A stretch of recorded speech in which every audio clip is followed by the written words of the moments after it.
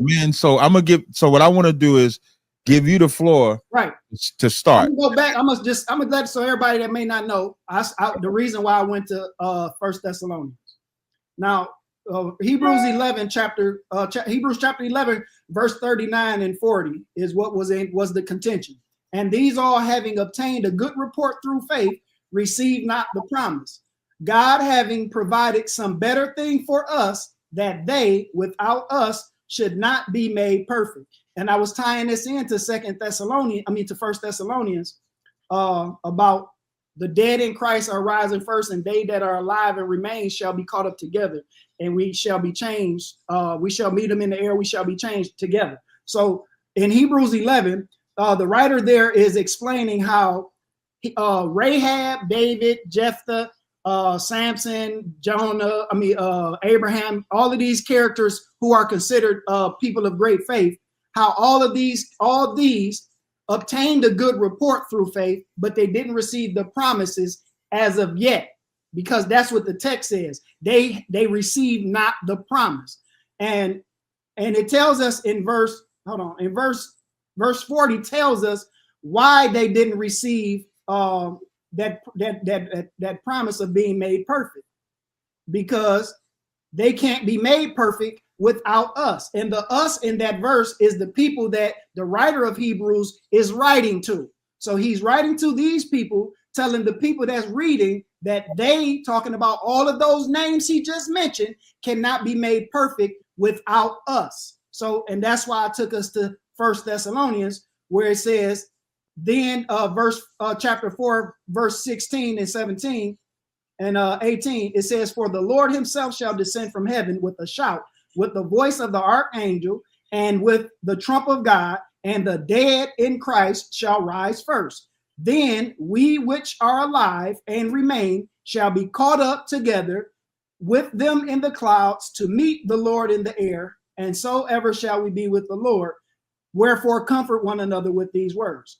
So if the writer here and in Hebrews is saying that those people wasn't made perfect because they can't prevent, the living can't prevent the dead.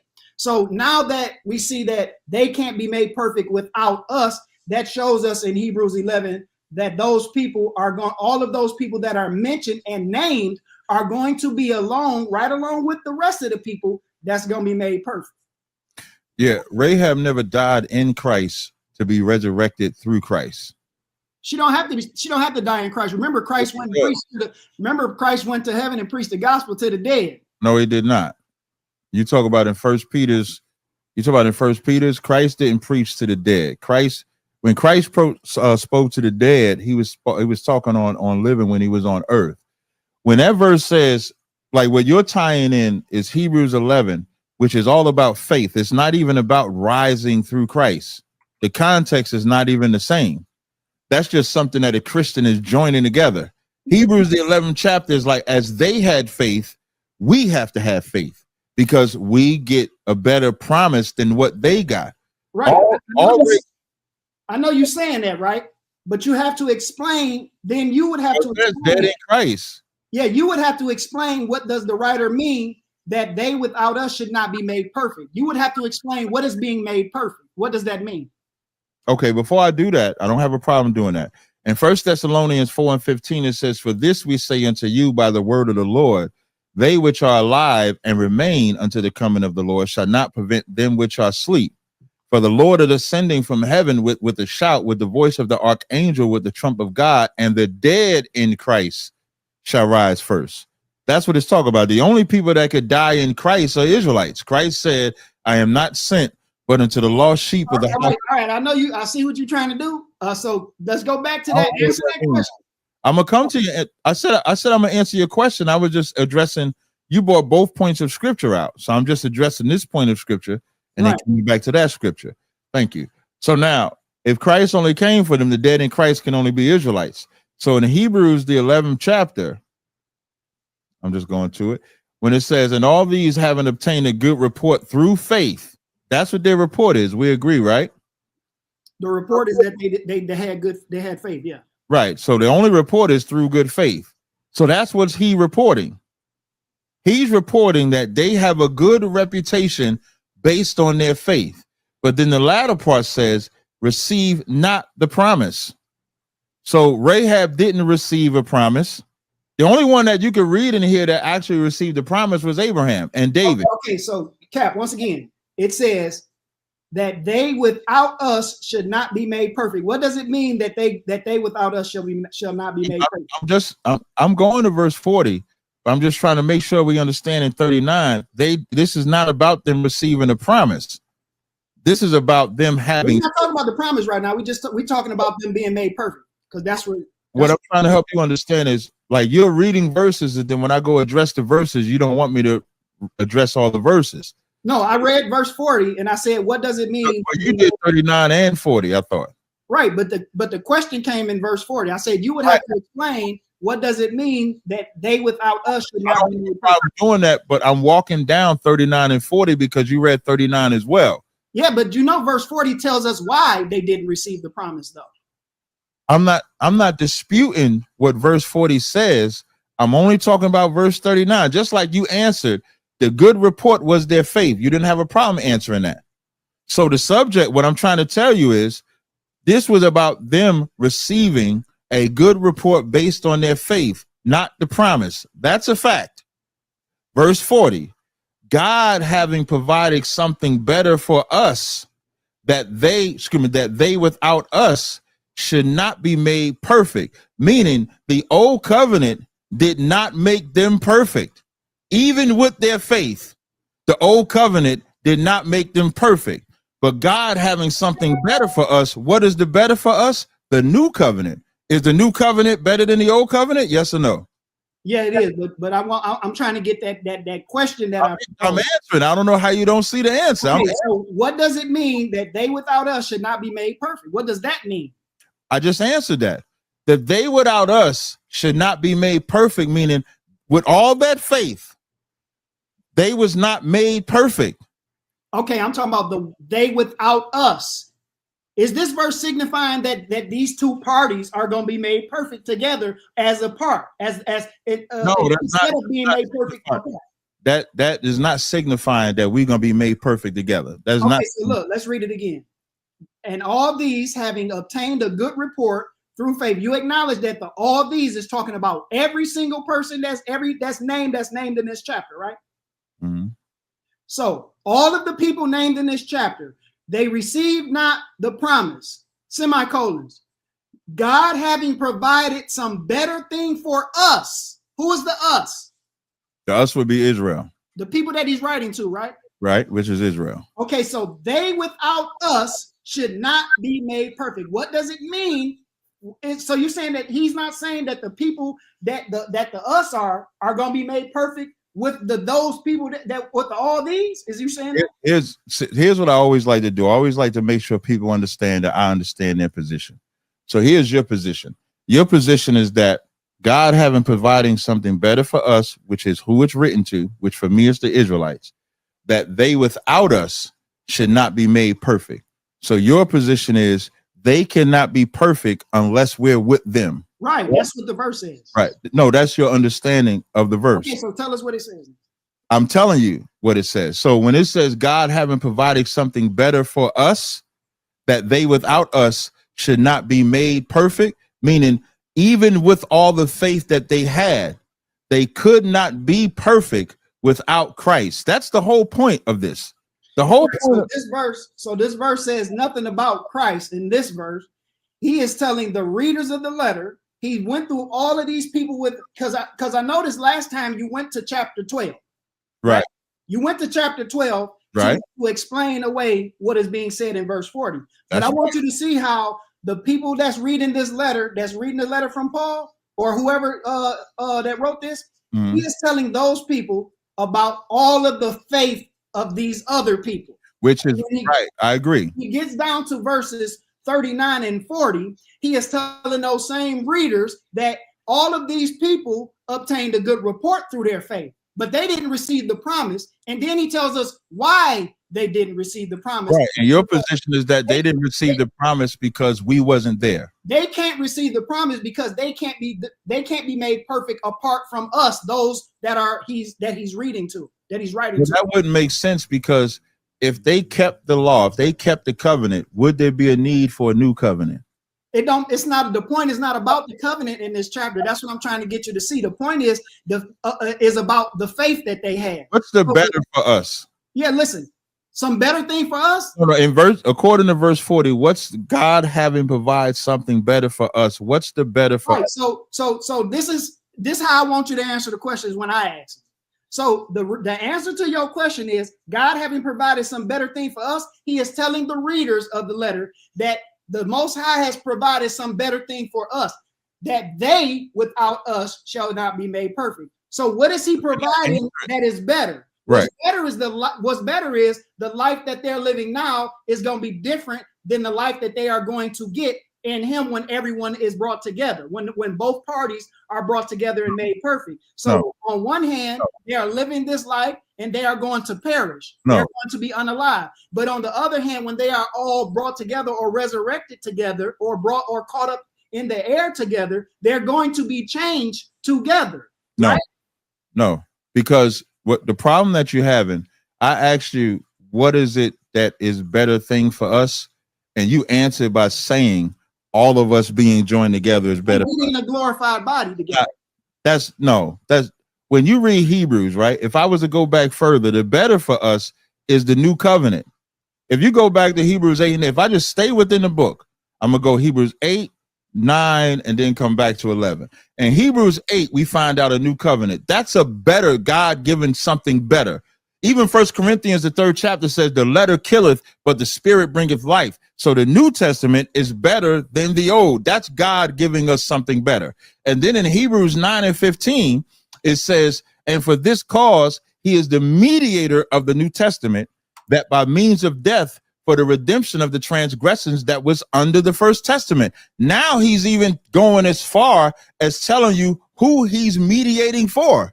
So he's not mediating for everybody. All right, so we're not talking about the new covenant or mediating or anything. We're talking about what the verses actually speak. Here's where we differ.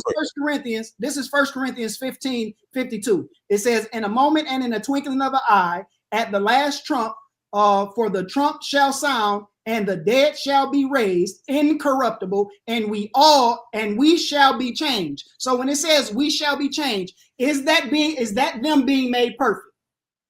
Right, but if they're not under the new covenant, they won't be made perfect. We're not talking. Listen, anybody that's going to be raised incorruptible are going to be in the new covenant. But here's what I'm saying: when you're saying we not talk about the new covenant, that's because you don't understand Hebrews 11 and 39 and 40. You don't know what the better thing is for us, which is why I read Hebrews 8 and 8. The new covenant is better. Yes or no? Okay. The new covenant is better. But that's not what the verse is talking about. But you're combining what you're doing, Dwayne. I just want to get this out. I'll give you right back the floor. What you're doing, Dwayne, is you're combining 1 Thessalonians getting a better body, and then 1 Corinthians getting a better body, and then joining that to Hebrews, the 11th chapter.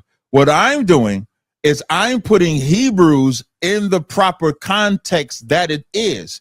Hebrews, starting at 8 and 8, is addressing directly the new covenant. See, that's the problem. You're in Hebrews 8 and I'm in Hebrews 11. You're trying to explain to me. You went to 1 Thessalonians and Corinthians. You're trying to explain what the writer's intentions is of Hebrews 11, and we're in Hebrews 8. Right. I'm telling you about what the verse is saying in Hebrews 11, and I'm asking you a question. But would you agree that both of us the verse clearly says that the two parties are going to be made perfect together. That's what the verse is saying. Now we use the scriptures or the rest of the Bible to detail what does that mean, being made perfect. And what we see through two witnesses in the text is that in one scripture it says that the dead in Christ is going to rise, and then we which are alive and remain, the same us, the ones that are alive and remain, are going to be caught up together. In 1 Corinthians 15:52, it says that at the last trump, remember, 1 Thessalonians talked about the trump of God as well. So we know these two go together. So now it says that the dead shall be raised incorruptible, and we shall be changed together. I asked you, is that them being made perfect? Is that their bodies being made perfect? Yes, their body is being made So perfect. Rahab is included in her body being made perfect. The audience to pay attention to is that we're at Hebrews 11 and 40. Well, 39 and 40. I'm staying within the book of Hebrews. Whether you agree with my position or Dwayne's position, he's using two different letters, two different subjects and contexts to explain what he believes Hebrews 11 and 40 is talking about. I'm staying within the book to say what the better is that Hebrews is talking about. So, okay, so that's according to your interpretation. I didn't give an interpretation yet. Wait, okay, look. Regardless of if you're tying it now, Dwayne. Listen. Regardless if you tying it to Hebrews 8 and 8, regardless, Rahab is going to be made perfect together. No, she's not. Doing something better. No, she's not. And so this is where I didn't respond to you yet. I'm just making sure the audience understands that he's given his position based on Thessalonians and 1 Corinthians. So Dwayne's position is that the body changing applies to Rahab, and that's better. That's Dwayne's position. No. My position that it applies to all these. Everybody mentioned. Because okay. Everybody in Hebrews 11. That's mentioned. Right. Everybody in Hebrews 11 is going to get a new body. That's Dwayne's understanding. No, everybody is going to be made perfect. I asked you, is this them being made perfect when I no problem. If you want to use perfect, that's fine. According to Dwayne, everybody's going to be made perfect, and he's using 1 Thessalonians and 1 Corinthians as his proof text to back up his position. Use 1 Thessalonians 4 with the body changing. You filibustering because you ain't even really answering what I'm asking you, though. I'm going to answer. I'm trying to give you the respect. I'm trying to repeat what you're saying so you know I understand your position. That's all I'm doing. I don't have to do that if you're fine. But now, so what I'm doing, here's the proper way to understand the Bible. Hebrews 11 and 40 says, God having provided something better for us. The better things for us is being under the order of Melchizedek. The better thing for us, let's read Hebrews 8 and 6. It says, Hebrews 8 and 6, but now hath he obtained a more excellent ministry, by how much more also is the mediator of a better covenant. That's something better for us, which was established upon better promises. That's something better for us. That's in the same book. I didn't have to leave the book. I didn't have to go to Thessalonians or Corinthians. Let me finish. Okay, great. So now, let me just finish the way you read all your scriptures. I'm just trying to read them. Go ahead. Now, it says, but now I'm gonna read it again. But now have obtained a more excellent ministry, but how much more also is he the mediator of a better covenant, which was established upon better promises. For if the first covenant had been faultless, then should have no place been sought for a second. That just answered the latter part of 40, Hebrews 11 and 40. It says, for finding fault, he says, behold, the days come, said the Lord, when I will make a new covenant with the house of Israel and with the house of Judah. Now we're seeing the new covenant is the better thing. The new covenant is the excellent ministry. You have the order of Melchizedek, that priesthood. You don't have the Levitical priesthood. That's better. And then we find out that new covenant is only with the house of Israel and with the house of Judah. That new covenant is not with all nations. So now, and then one more verse and I'll give you the floor. And I got a question based off my verse. Hebrews 9 and 15 says, for this cause he is the mediator of the New Testament, that by means of death for the redemption of the transgressors that was under the first testament, they which are called might receive the promise of eternal inheritance. Who was under the first testament? Who was under the first covenant? Yes. Israelites and non-Israelites. Where? Deuteronomy 29. Let's go to it. Can you name the nations, please? Yes, I noticed. Hold on. So before we do that, right? You just got done explaining what Hebrews 11 was talking about according to what you believe it's saying, and you brought up the new covenant. So that includes David, right?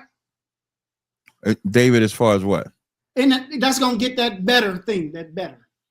A better covenant? That's going to get something better, according to Hebrews 11. All Israel is going to get something better. Right. So you're saying everyone in this chapter in Hebrews 11 is going to get something better except for Rahab? No, I'm not saying that. What are you saying? What I'm saying is when you read Hebrews 11, all the verses before 40, all those verses is the writer providing the Israelites that are under Christ how faith works. The very first verse says, now the faith is the substance of things hoped for, the evidence of things not seen. For by it the elders obtained a good report. So why is he saying the elders obtained a good report? So as we come under Christ, our faith has to be like them.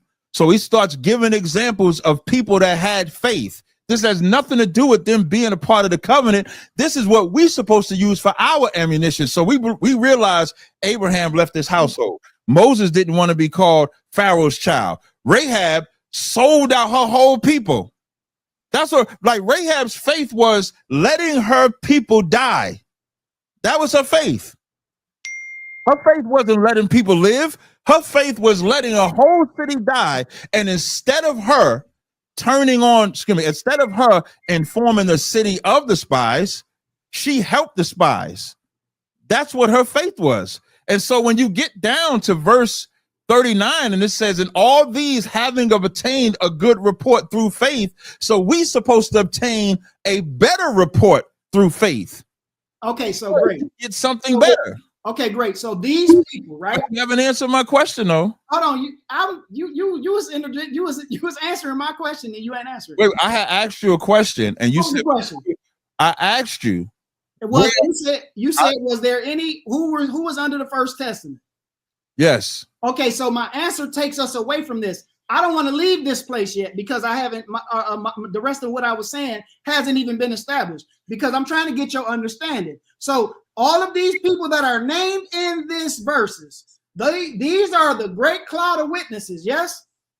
It doesn't say that they're witnesses. It's talking about their faith. Okay, so in Hebrews chapter 12, is it talking about the people from the previous chapter? Let's read it. Hebrews 12. Wherefore, seeing also are compassed about with so great of a cloud of witnesses, let us lay aside every weight and sin. This is talking about them.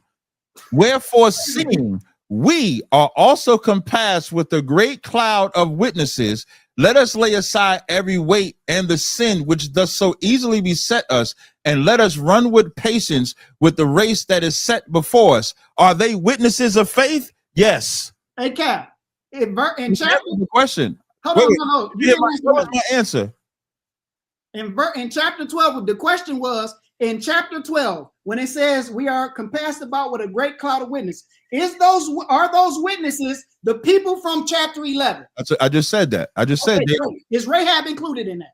As a witness of faith? Yes, she is. Okay, so now we see that Rahab is included as a member of faith. Mm-hmm. So now, is she included in all these having obtained a good report? Is she included in that? Receiving out the promise. I said she's a good report. She's included. So you're agreeing that she's included in the group of people that receive not the promise. Yeah, she's included. Okay, now since you agree to that, wait. She's included. Hold on, let me finish. Now you agree to that. Now verse 40 explains why all of those people that are attached to verse 39 didn't receive the promise, because they're all going to be made perfect together.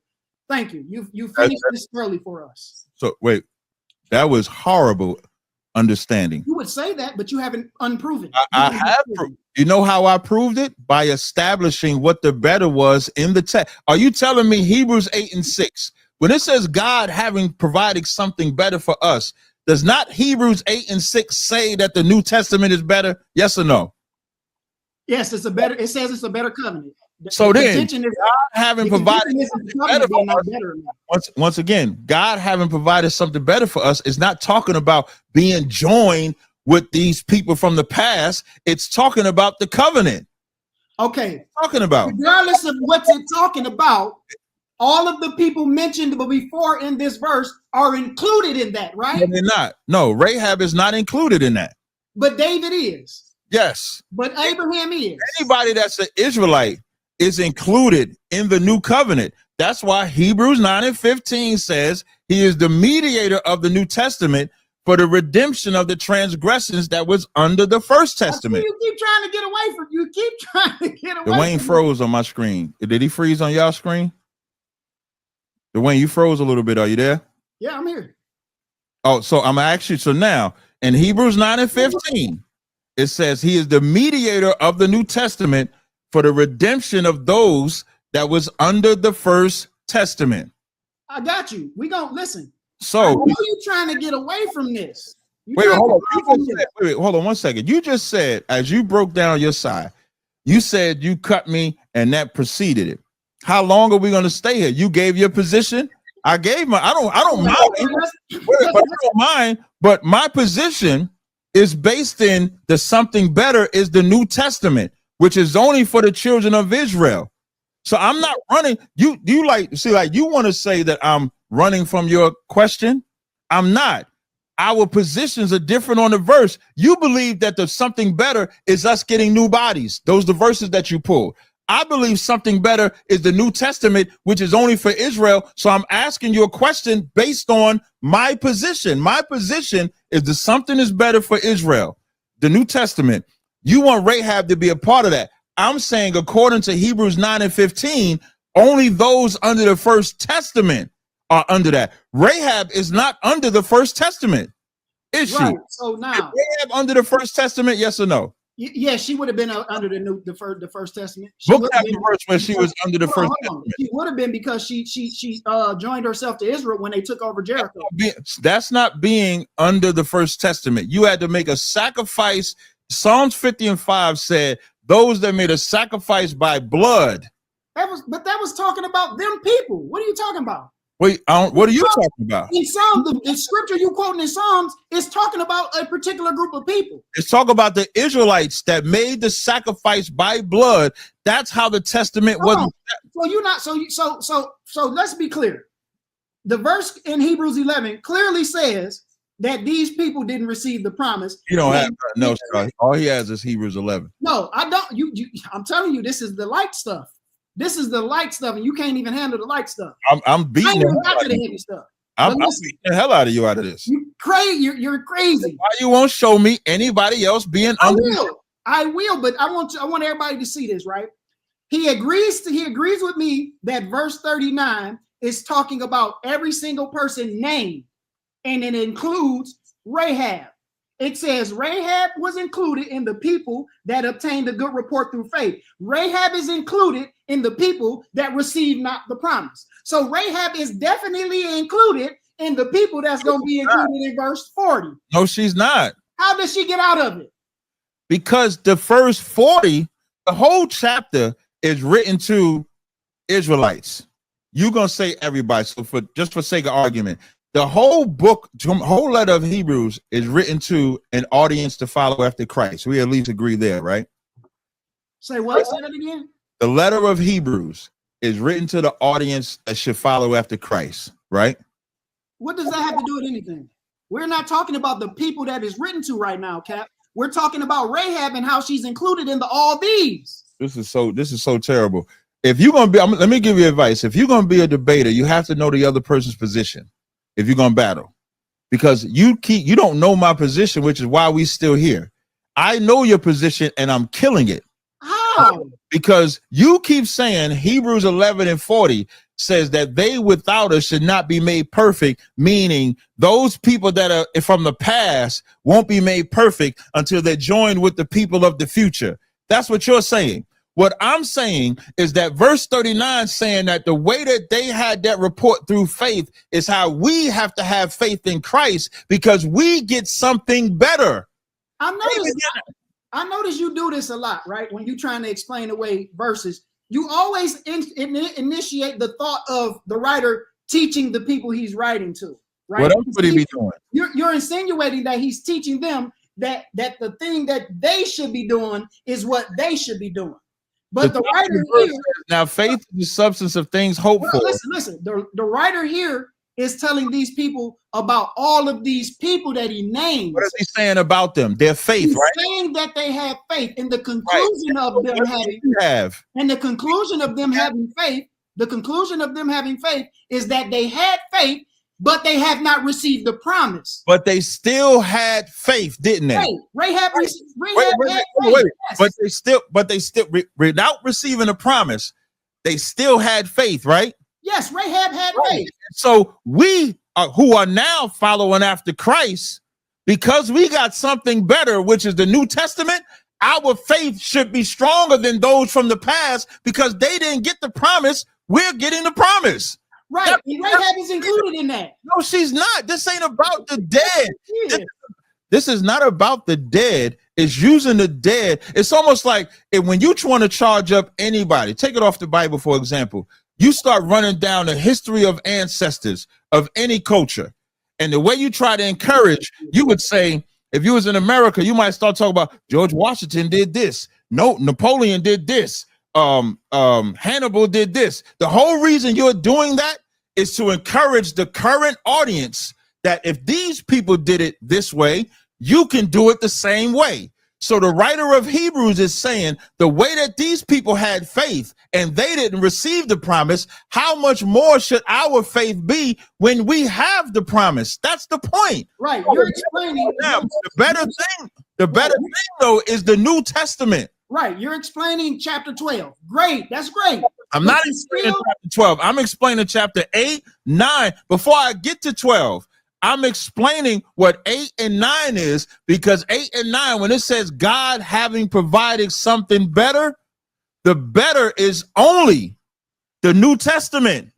Okay, great. It doesn't matter if you think it's talking about the New Testament or not. No. If you're not in the New Testament, you can't even get it. I agree. What you're failing to realize is that Rahab is included in that. No, she's not. She is. She was never. Where did she get taken out? Where does she, in this verse, where does she get taken out of this equation? She gets taken out of that equation because Hebrews 9 and 15 says, and for this cause, he is the mediator of the New Testament for the redemption of those that was under the first testament. The nation of Israel is the only ones that was under the old covenant, which came with blessings and curses. If you bring up, let's say if you bring up Moabites, you got to show me where they got cursings. If you bring up Ammonites, you got to show me where they got cursings. Listen, no, I don't have to show you where they got yes, you cursings. do. No, listen, let me explain. Listen, Hold on, let me explain. I've been answering Hebrews 11:40 at length.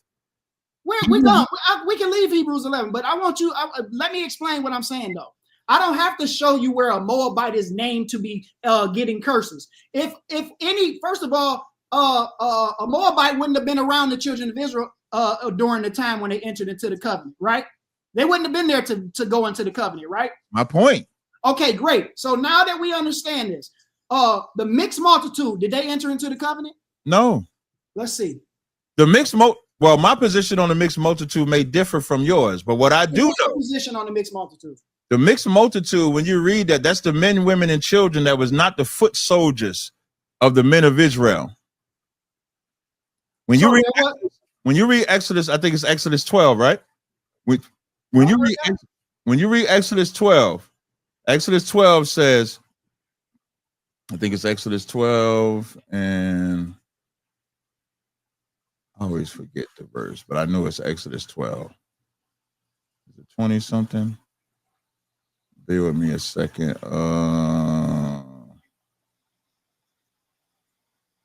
You're talking about the Passover. Wait, hold on. Let me see. Exodus 12. Oh, here we go. Exodus 12 and 37. It says, and the children of Israel journeyed from Ramses to Succoth, about 600,000 on foot that were men besides children. So we agree that all of these are men, right? No women, no children. Yeah, that was just mentioned. Yeah. These would be the order. These would be the army of Israel. Yep. 38 says, and a mixed multitude went up with them. Wouldn't this be the men, women, and children of Israel? Nope. Okay, so what nations were there? Some of the Egyptians that left Egypt with them. Show me them. I don't got to show you them. Yes, you do. Show me them. No. That's a fallacy. You want me to show you where exactly they at? I don't got to do that. I could just take you to the scriptures, right? Let's go to Deuteronomy. No, that's what I'm saying. No, yeah, what I'm saying is I'm gonna show you in Deuteronomy. Show that they was there. No, you made the claim, right? I didn't make the claim. You made the claim that the mixed multitude were the children of Israel, but you didn't prove that. Now, when I respond to you, wait, don't say that. You can disagree with me, but don't say you disagree with my proof. You didn't show no proof that they was Israelites. I'm gonna do it again. I said Exodus 12 and 30. You agreed with me. In verse 37, is that women and children in verse 37? Exodus 12 and 37. All right, let's go to it. Let me go to it. You can listen. We can disagree with each other. That's fine. But we'll start at verse 33. It says, "And the Egyptians were urgent upon the people that they might send them out of the land in haste, for they said, we be all dead men. And the people took their dough before it was leavened, their kneading troughs being bound up in their clothes unto their shoulders. And the children of Israel did according to the word of Moses, and they borrowed of the Egyptians jewels and silver and jewels of gold and raiment. And the Lord the Lord gave the people favor in the sight of the Egyptians, so that they lent unto them such things as they required, and they spoiled the Egyptians." Now, this is your verse. "And the children of Israel," that includes the children of Israel, all of them, "from Ramses to Succoth, about 600,000 on foot that were men, and that number is besides the children." Verse 38 says, "and a mixed multitude." So that's a different group of people, Captain. It says, "and a mixed multitude went up with them." In verse 37, where are the women Israelites at?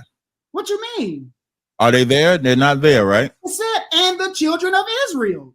Wait. And the children of Israel journeyed. The women, children of Israel? This is simple reading grammar, reading comprehension. It says, "And the children of Israel journeyed from Ramses to Succoth, about 600,000 on foot that were men." So what children of Israel in that verse is it talking about? Men. It's not talking about men, women, and children. Okay, so it says besides the children, right? Men. It says men. Does it say men, or does it say the children of Israel? It says the children. It says the children of. This is what I mean. Simple grammar. "And the children of Israel journeyed from Ramses to Succoth, about 600,000 on foot that were men, That's just telling you the number of. It's the only thing it's telling you. The number of the only thing it's telling you in that verse is that the children of. Hold on, listen. The only thing it's saying in this verse, right? First, it tells us. You even said it. You even said, right? It says, "And the children of Israel journeyed from Ramses to Succoth, That's what you said, right? So now it tells us how many men are on foot. The women are included. No, they're not. The children of Israel. No, they're not. The mixed multitude. Then it says besides children. Is the children? You know why it's saying besides children? Is letting you know the young men wasn't with them, because that's the army. That's the soldiers. The 600,000 on foot. The very next verse, the mixed multitude, is the men, women, and children that are joined with them. No, hold on. You gotta prove that first, because it says clearly, "and the children of Israel journeyed from Ramses." Is that telling us that all of the children of Israel journeyed? No.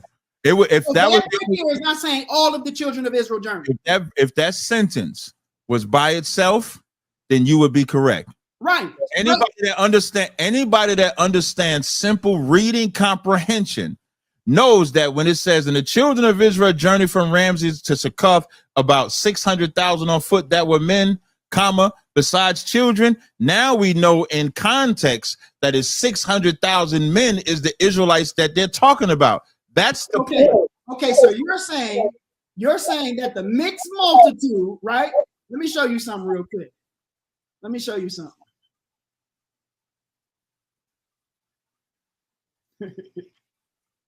So you're saying that the mixed multitude are the children of Israel, but that's just talking about the women and children, right? No, it's the men, women, and children, like the elderly men, women, and children. That's what the mixed multitude represents. Okay, so can you show us in the text where this is talking about mixed multitude? So is it only talking about if the mixed multitude in this Is this the only time the mixed multitude is talking about Israelites?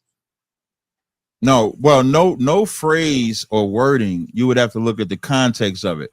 But when I read Exodus 11:7, when it says, "But against any of the children of Israel shall not a dog move his tongue against man or beast, that you may know the Lord put a difference between the Egyptians and Israel," that lets you know in Exodus 12 that that's not talking about them. And then even if you took the position that it was talking about non-Israelites, they wandered in the wilderness. The only people from this generation that made it into the kingdom was Joshua and Caleb. Even Moses passed away. Okay, great. So now let's go to Deuteronomy 29. Mm-hmm.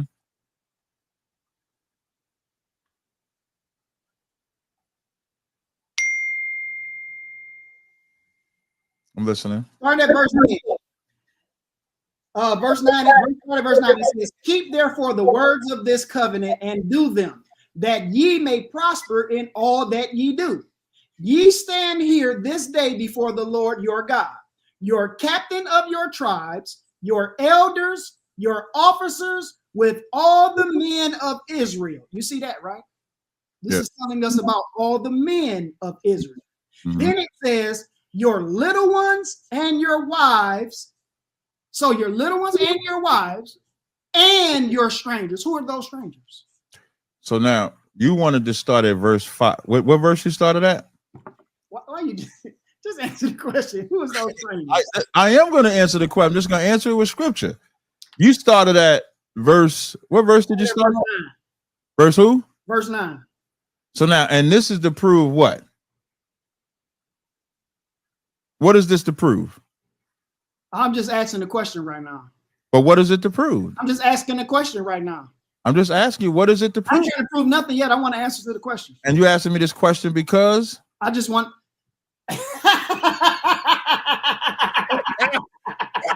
I'm nice with it. I'm nice with it. I'm nice with it. So now, when we started the question, man. Right. So now, remember, you came here because you said my question was in Hebrews 9:15. I'm answering the question. So we got here because I said, for this cause he is the Bible says, for this cause he is the mediator of the New Testament for the redemption of those that was under the first testament. So your position to show that other people was under this covenant is to read the word strangers in this verse. That's your position. My position is to see what you're gonna say about the answer, about the question I asked you. That's my purpose. Well, I'm just reminding everybody why we got here. So Dwayne, see what your answer gonna be. Nowhere are we gonna read that non-Israelites are being a part of this covenant. So now let's read Deuteronomy 29:1. These are the words of the covenant which the Lord commanded Moses to make with the children of Israel. Ball game. That's the very first verse of Deuteronomy 29:1. Remember, my argument is that if you're not under the first testament, you're not under the New Testament. He tried to say the strangers in this verse is in the covenant. Are you going to answer the question? Yeah, I am. Are those strangers Israelites or non-Israelites? I'm going to keep going down. So now we established the covenant is with Israel. So now when we read Deuteronomy 29, he started at 9. He said, "Ye stand this day before the Lord your God, your captains, your tribes, your elders, your officers, and your men of Israel," with all the men of Israel. Is that all the men of Israel mean everybody? I asked you that, man. I asked you that question already. No, you asked me about the strangers. I asked you that first. I said that's all Israel, all the men, right? And what did I say? You said yeah. And what do you say? I said that's all the men of Israel. That's what the text says. So the little ones are not men, right? No. The wives are not men, right? No. Thy stranger that is in thy camp, from the hewer of the wood unto the drawer of thy water, you believe that that's talking. Are you going to answer the question, yes or no? I'm about to answer. Who are the strangers? Are they Israelites or non-Israelites? The strangers, okay, so now I'm going to just break it down. So when you read, no, I'm just. I want you to break it down. I'm going to answer the question. Tell you, what this is talking about is class. This is not talking about non-Israelites at all. These strangers are not non-Israelites. What this is talking about is class, from the richest to the poorest. And all Israel is a witness to this covenant. That's what that's talking about. This cannot be talking about non-Israelites being a witness to this covenant. This ain't no class because they all came out of Egypt together. You froze. Hey, he's free. You froze. Am I froze, y'all? Is it me or did he free? You froze again. Hear what I'm saying. This can't be talking about non-Israelites being a part of the covenant because it wouldn't say stranger. It would say Canaanite. It would say No, you good now. I can see you now. But like a second ago, you froze for a second. Like when your hand laptop overheat now. I'm burning his laptop up now.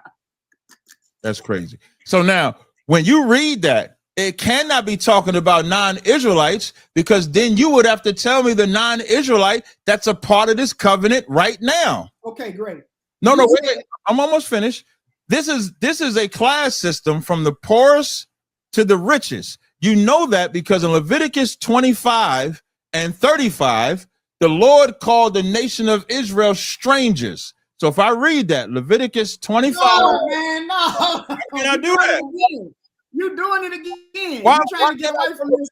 Why can't I get away from this question? Now you said if I'm going to say that the strangers are non-Israelites, excuse me, if I'm going to say that the strangers are Israelites, why can't I give a proof text to tell you why I'm saying the strangers are Israelites? Okay, hold on. Before you do that, I want to address them before you jump to another scripture.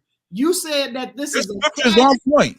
You said that this was a class system in this verse, right? All of the verses is talking about from the richest to the poor, from the higher to the lower. So I'm just going to read it. Why can't I read the verses, my proof text? Wait, but hold on, because that's how the dialogue works. You said that this was based on a class system. You said when it mentions the men first, then it mentions the little ones and the wives. So you're saying that the Israelites that are men, that are strangers, are under, as in class, to the children and the wives? No, when I'm saying, I'm not talking about under.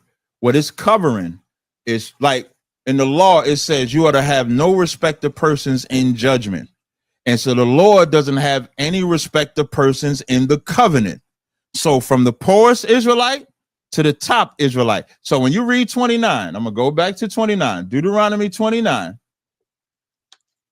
When you go back to 29 and you started at 9, but that's not, I don't think it's where it starts at. When it says, when it talks about in verse 10, when it says, your captains of your tribes. A captain is a man, but it's a captain that's in the military. That's rank, that's structure, that's a hierarchy. That's why it says from your captains. So when it starts at the captains, it goes from the captains to the strangers. All Israel. This cannot be talking about non-Israelites because I just asked you. That's why I asked you. You according to what you just said, that's why I asked you the question. You said it starts off with the captains. That's hierarchy is what you said. So when it gets down to the strangers, you're saying that those strangers are Israelites that can be men and women, right? Oh, you said the strangers are non-Israelites, period. That's what I'm saying. The strangers in this verse are not. I said that wrong. The strangers are Israelites, period. Okay, great. So are you saying that the strangers that are strangers are under in hierarchy than the children and the wives? Can I read the scripture? No. Is that what you're saying first? What I'm saying, a stranger can be, if I'm an Israelite, let's say if I'm in the land of Israel. I get your understanding on the stranger. I get it. I'm asking you because you said the captains were first because it's a hierarchy. And that they first. I'm saying the whole thing there's not a first or last with the Most High. That's the whole point. Wait a minute. So why you bring up a hierarchy then? Because I'm telling you, the whole point of Deuteronomy 29 and 10, it says, ye stand this all day, all of you before the Lord your God. Who is he the God of? You filibustering again. That's the verse. Wait. Do that. When you do stuff like that, that means you don't want to answer the question and you sidestepping. No, I want you to answer the question that I proposed to you. I want you to answer that question before you run around. I keep answering the question. I'm going to answer it again. When it comes to the strangers in that verse, this whole thing is the Lord is saying every Israelite there is a witness, from the highest Israelite to the lowest Israelite. And that's why I asked you, are these strangers in hierarchy under the children and the wives? I wouldn't say that they're under the children because they could be adults. I wouldn't say a child. I wouldn't say that an adult is under a child. That's not the point of what the Most High is saying. What the Most High is saying, I don't care how high you are or how low you are, all of y'all are witnesses. That's why verse 10 says, ye stand this day, all of you before the Lord your God. Who is he the God of? I'm asking you, can you answer? Who is he the God of? He's the God of Abraham, Isaac, and Jacob. Is he not the God of Israel? Yes, he's the God of Israel. Is he the God of Israel? Is he the God of them only? Is he the God of the Egyptians? Well, he loves the Egyptians. Is he the God of the Egyptians? No, he's not their God. He didn't adopt them. Thank you. So when it says the date before the Lord your God, based on context, your God lets you know he's not talking to anybody that he's not the God of. Right. And this is what I want you to witnesses. Great. Here's why it's important to understand why they're not the witnesses. Israel, I'm gonna ask you a question. Now, can I read my verse first, Leviticus? Wait a minute, man. You keep doing this. You haven't answered the question I proposed to you. You have to stop saying I'm not answering the question. If you don't like the answer or disagree, all right, go ahead. Read your Leviticus right quick, man. Leviticus what? Leviticus 25 and 23. And I'm going to read 25 and 23, and I'm going to read 25 and 34. This Leviticus 25 and 23. The land shall not be sold forever, for the land is mine, for ye are strangers and sojourners with me. Who is he talking to?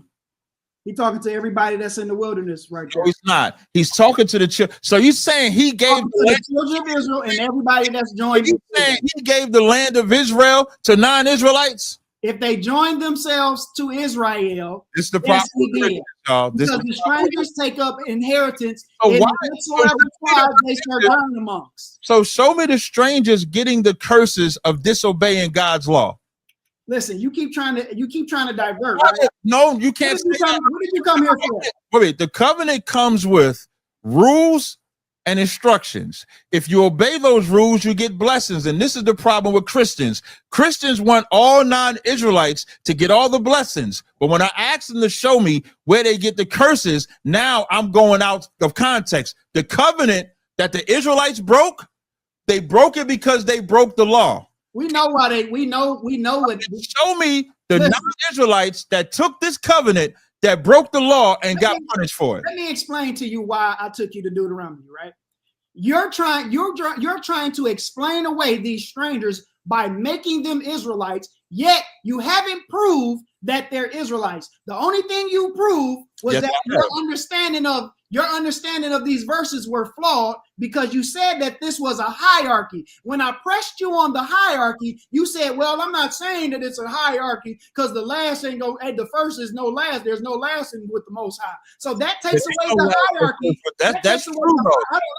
That takes away the hierarchy claim. So now since the hierarchy claim is taken away, because you would have to explain why the strangers, which could be men and women, are under the children, the little ones, and the wives. So you haven't explained that. So that takes away the hierarchy. So we're right back to Deuteronomy 29:11. And these strangers, I'm telling you that they're non-Israelites. How am I getting that? Well, because the verse names all of Israel. Before it says strangers, it names every single group of people. It says, you stand here this day before the Lord your God, your captains of your tribes, your elders, your officers, with all the men. All the men of Israel will be included. The strangers that you say are Israelites will be included in all the men of Israel. So now when we get past all the men of Israel, verse 11 says, your little ones. Now that takes the little ones that you would say are strangers, that takes them out of the stranger equation and puts them into all of the children. Now their wives, that takes all of the wives who you say are strangers and Israelites, that take all of the wives out of the stranger category. So now you have to explain who are these strangers because all of Israel has already been mentioned. You done? Yeah. I'm glad I let you go. Explain, so now, what you didn't do was properly execute this scripture. What I did was, when you said I didn't understand this, Deuteronomy 29:1, the words of the covenant. Everybody has to remember how we got here. The Hebrews 9:15 says, if you're not under the first covenant, You're not under this covenant. That's what Hebrews 9 and 15 said. I didn't interrupt you when you talk. I'll let you go. Go ahead, man. Go ahead. I'll let you go. Go ahead. So Hebrews 9 and 15 says he is the mediator for the redemption of the first testament, of the New Testament, for the redemption of those under the first testament. Dwayne wants you to believe that the non-Israelites are the strangers in this verse, so they were part of the New Testament. The first verse says, these are the words of the covenant which the Lord commanded to Moses to make with the children of Israel. He never made a covenant with a non-Israelite. So that's gone. Then for time's sake, because he read those other verses, I'm gonna stop at the strangers part. I'm gonna read your little ones, your wives that is in thy camp from the hewers of the wood. I'm sorry, where did it say the stranger at? Your little ones and your wives, and thy stranger that is in thy camp from the hew of the wood to the draw of the water. I said it's a hierarchy because the Lord does not have a respect of persons in judgment. So whether you're a poor Israelite or upper Israelite, you are all witnesses to this covenant that you made with the Most High. Verse 12, that thou shouldest enter into the covenant with the Lord thy God and into his oath, which the Lord thy God would make unto thee this day. Verse 13, that he may establish thee today for a people unto himself. That's the body bag, because he just admitted that the Egyptians, that God was not the God of the Egyptians. God is not the God of the Moabites. God is not the God of the Edomites, the Jebusites, the Cushites, the Hamites. He's not the God of them. So in verse 13, when it says that he may establish to thee this day for a people unto himself, and that he may be unto thee as a God, as he saith unto thee, as he sworn to thy fathers. Now he would have to say the strangers must have Jacob, Isaac, and Abraham as a father, because the verse says, as he has sworn unto thy fathers. Are you saying the strangers that are non-Israelites, Abraham, Isaac, and Jacob is their father? Is that what you're saying, Dwayne? So when the Most High says, answer yes or no, is that what you're saying? All questions is not yes or no. You ain't answered a yes or no yet. So you haven't asked me a yes or no question. Well, a lot of questions I asked you was yes or no, and you didn't. I say yes, and then I expound. So I'm just asking if you could do the same. Okay. Are you saying the stranger? You saying Abraham, Isaac, and and Jacob, they're the fathers of the non-Israelites? Yes. No, they're not the fathers. They're not the blood fathers of Abraham, Isaac, and Jacob. Now let me explain. Okay, so now verse 12 again. Everybody he just mentioned, which is all of Israel, all of their children, all of their wives, and their strangers, that thou shouldest enter into covenant with the Lord thy God and into his oath, which the Lord thy God maketh with thee this day, that he may establish thee today for a people.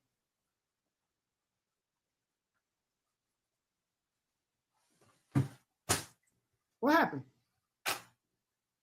You still there? Yeah, I'm still here. Here. That he may establish thee for a people unto himself. So whenever a person is established as a people unto God, they become his children. The children, anyone that's attached to Israel is concluded as being an Israelite, one born among them. I can show you the difference, but I know you want to get back to your Leviticus so bad. So let's finish this, right? So once again, everybody, he has yet to explain how verse 11 and verse 12 mentions all of Israel and then attaches another group of people to all of Israel. He hasn't touched that. Only thing he did was explain it away, just sweep it under the rug, because he has no answer for that. If it says your little ones, if it says all of your captains and your elders and all the men, he hasn't answered, are there men that's strangers that are considered Israelites? Would those strangers that are men not be concluded in the all men of Israel? Yes, they would. So this is how we know he's not talking about no Israelite strangers. And to further drive this point home about these strangers, let me show you what the Most High said about the strangers, and I will show you a clear-cut distinction between Israel and strangers. This is Deuteronomy chapter 10.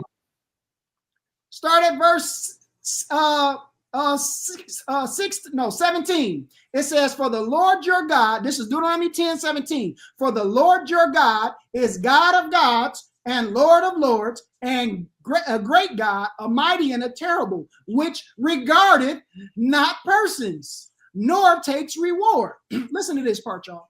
He does execute the judgment of the fatherless and the widows, and loves the stranger, and giving him food and raiment. This is before they entered into that covenant. So then he loves the stranger, giving him food and raiment. Love ye therefore the stranger, because you were strangers in the land of Egypt. So these people that he says that he loves that are strangers, he is telling the Israelites to love these people too, because he loves them, because they were strangers in Egypt. So these strangers, Cap wouldn't say that these strangers are Israelites, would he?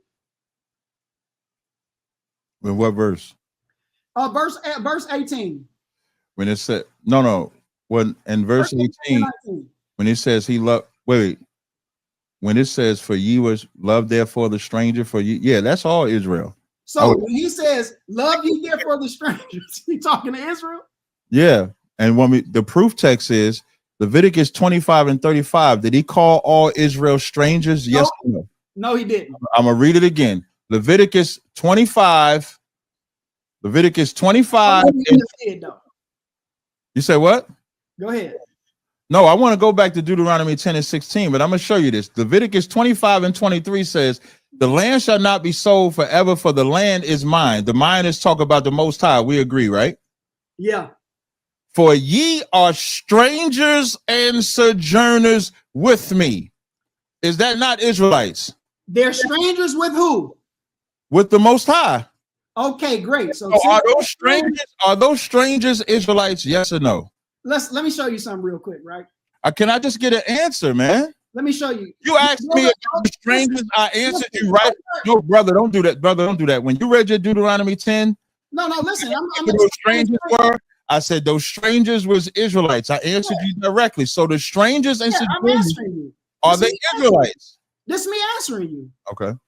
So yes, when it says the land shall not be sold forever, for the land is mine, for ye are all strangers and sojourners with me. That's talking to Israelites. He is telling them. He calling them strangers. Listen, he is telling the Israelites that they are strangers and sojourners with him, not that they are strangers in general. No, wait. Is he calling them strangers? Yes or no? He's not calling them strangers. He is telling them what they are with him.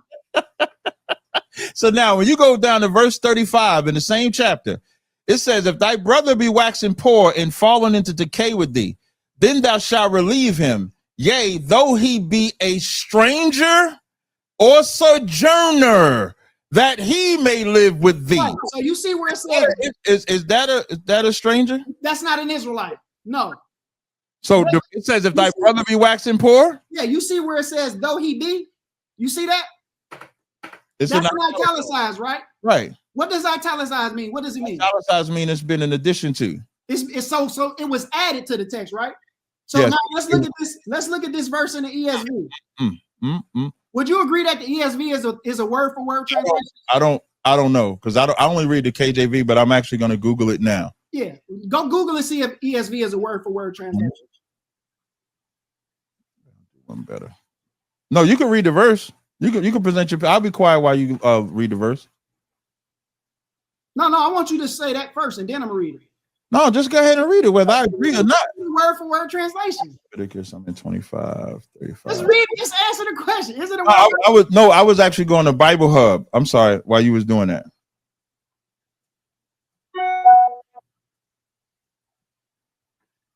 So it's a word for word translation, right?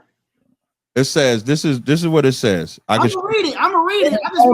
Wait. You said you wanted me to read it. I'm the one brought us here. I'm gonna read it. You said I'm not gonna read it until I'm not talking about reading the verse. Oh, go ahead. You wanted me to look it up. So I'm gonna present this on my screen so people can see I'm not making up what I read. So I'm gonna just share the screen real fast so people can see. Add the stage. I'm gonna make us disappear just so everybody can see what I'm reading. It says, Bible. The ESV Bible is not a strict word for word translation, but rather an essentially literal translation. It strives for a word for word correspondence where possible, but it also considers differences in grammar, syntax, and idiom between the original language and modern English. So no, based on what this AI just said, when I Googled it, you asked me to Google it. It is not a word for word translation based on what you asked me to read. Okay, all right, I don't. That's a body bag. No, that's not a body bag. That's not. You asked me to look it up. Hold on, that's not a body bag. It is a word for word translation. It's not a strict word for word translation, right? That means it's not a word for word translation. Okay, let's go to a strict word for word translation. That's why I was going to Bible Hub, because Bible Hub gives like yeah, we're gonna go to the NASB 95. NASB. Wait, I'm sorry. You said NASB, and you put a number after that. 95. NASB 95. Okay. NASB 95 is widely known for its literal translation to the Bible, aiming to render the original Hebrew. It seeks to maintain a word-for-word correspondence to the source text while also striving for readability and clarity for English. So is that the one that you're going to read now? Right. Now, just for clarity's sake, can you read the KJV's response for the same thing? Yeah, I don't mind reading the verse. I already said. No, I'm talking about. Can you Google is KJV a word for word translation so we can see the comparisons? Yeah, I said I don't mind reading it. You want me to put it on the screen? Yeah, just like we did for those two, because I want to show everybody that about that term, word for word, and how you just read for ESV is not a word for word. So I want you to read for everybody. Type in the same thing for KJV. Oh, okay, got you. And then show everybody.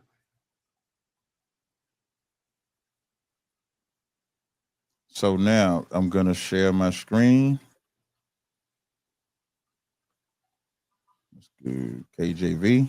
I'm gonna come back over here, add the stage. So now y'all can see what I'm about to read.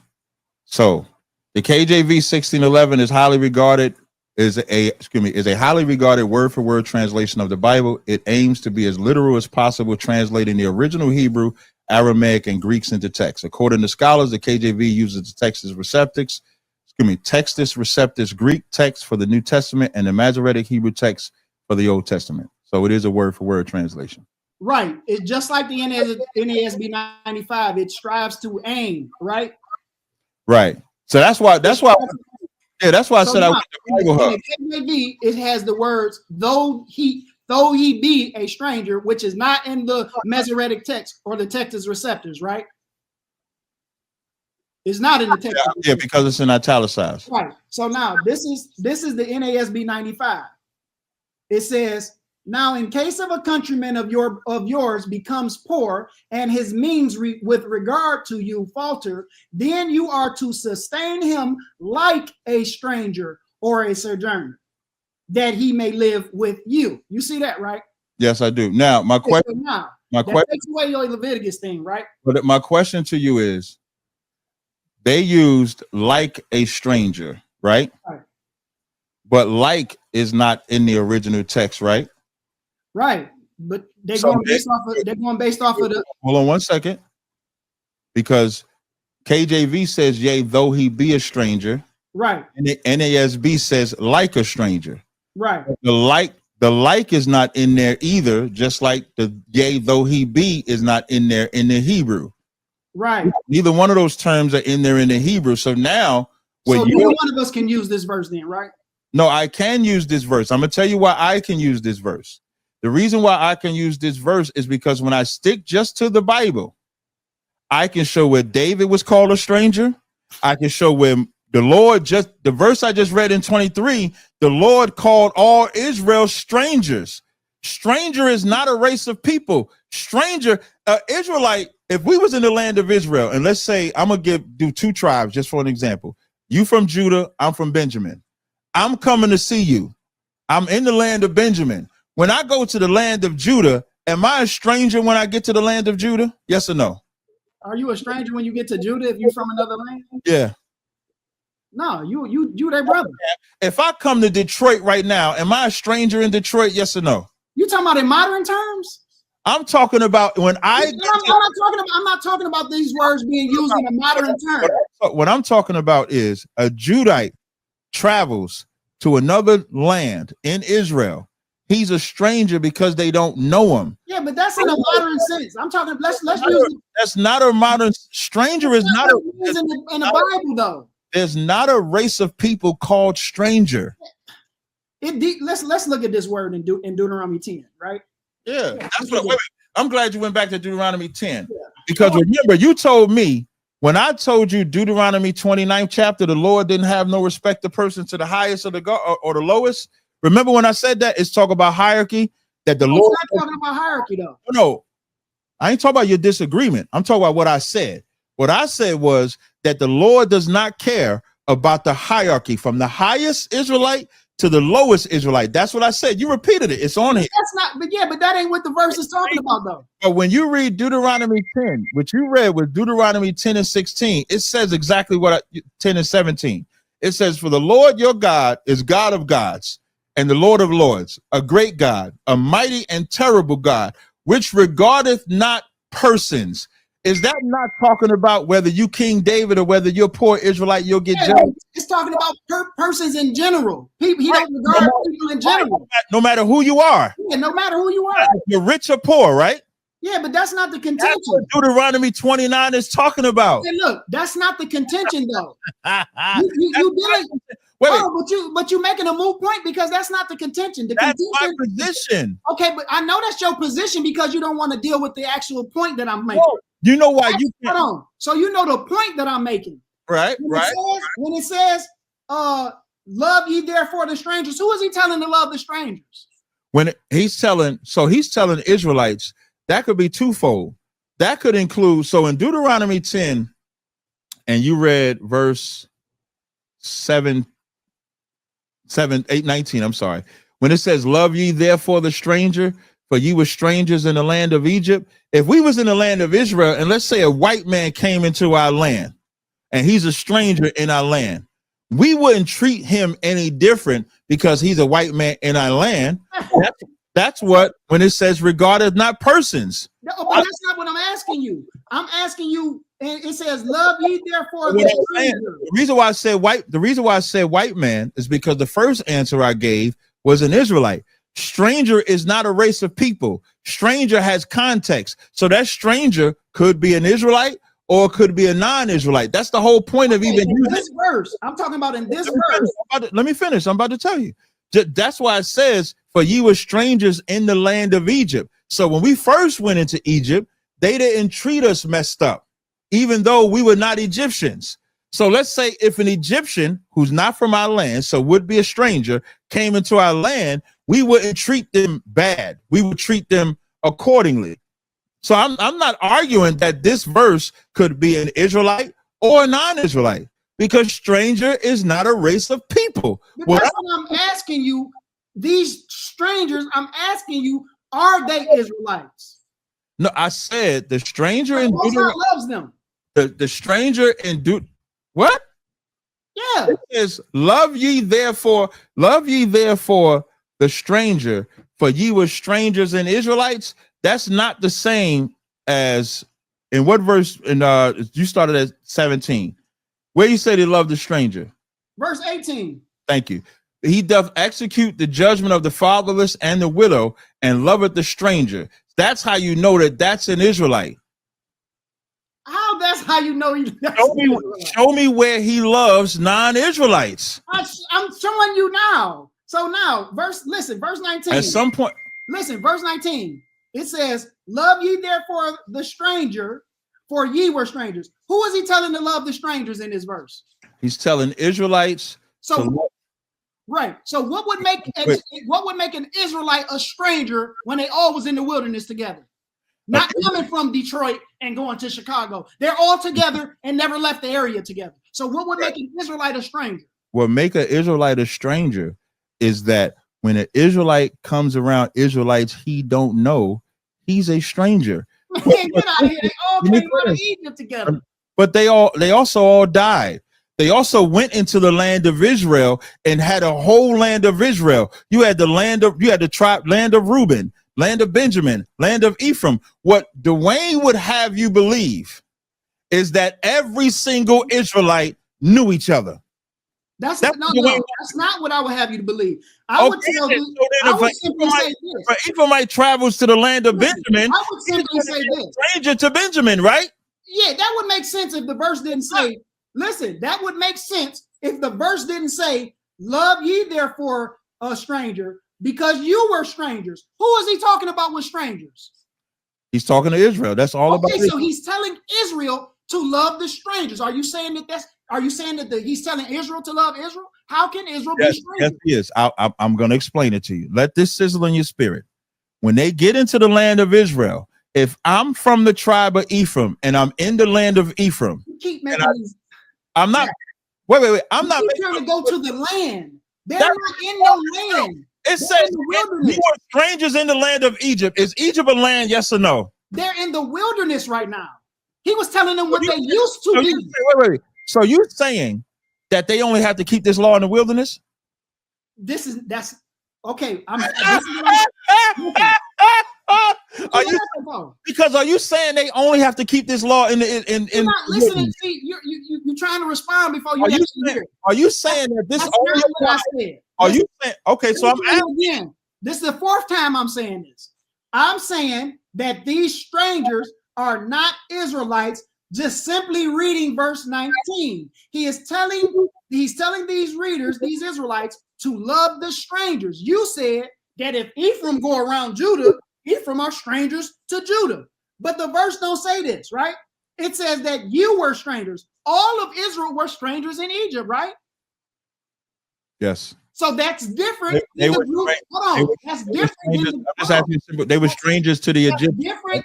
So the people that were strangers in the land of Egypt are different from the people that are strangers that they have to love. That's simple.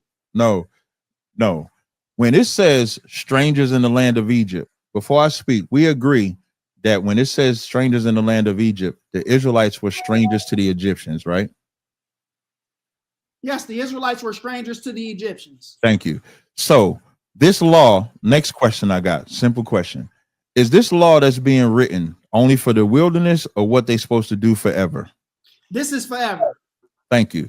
So when it says, once he says, love ye therefore the stranger, for ye were strangers in Egypt, what this is establishing is how Israel is supposed to conduct themselves as a nation. You are not supposed to treat a Benjamite that's in Ephraimite land as a stranger. You're supposed to love them because the Lord loved you. How do you know? Because in Leviticus 25:35, the Lord said, the land is mine and ye are strangers with me. So in my land, no Israelite is a stranger. That's what the verse is saying. Okay, once again. So now y'all see what he just said, right? That's going to come back to bite you. No Israelite is a stranger in the land. You just remember you said that, right?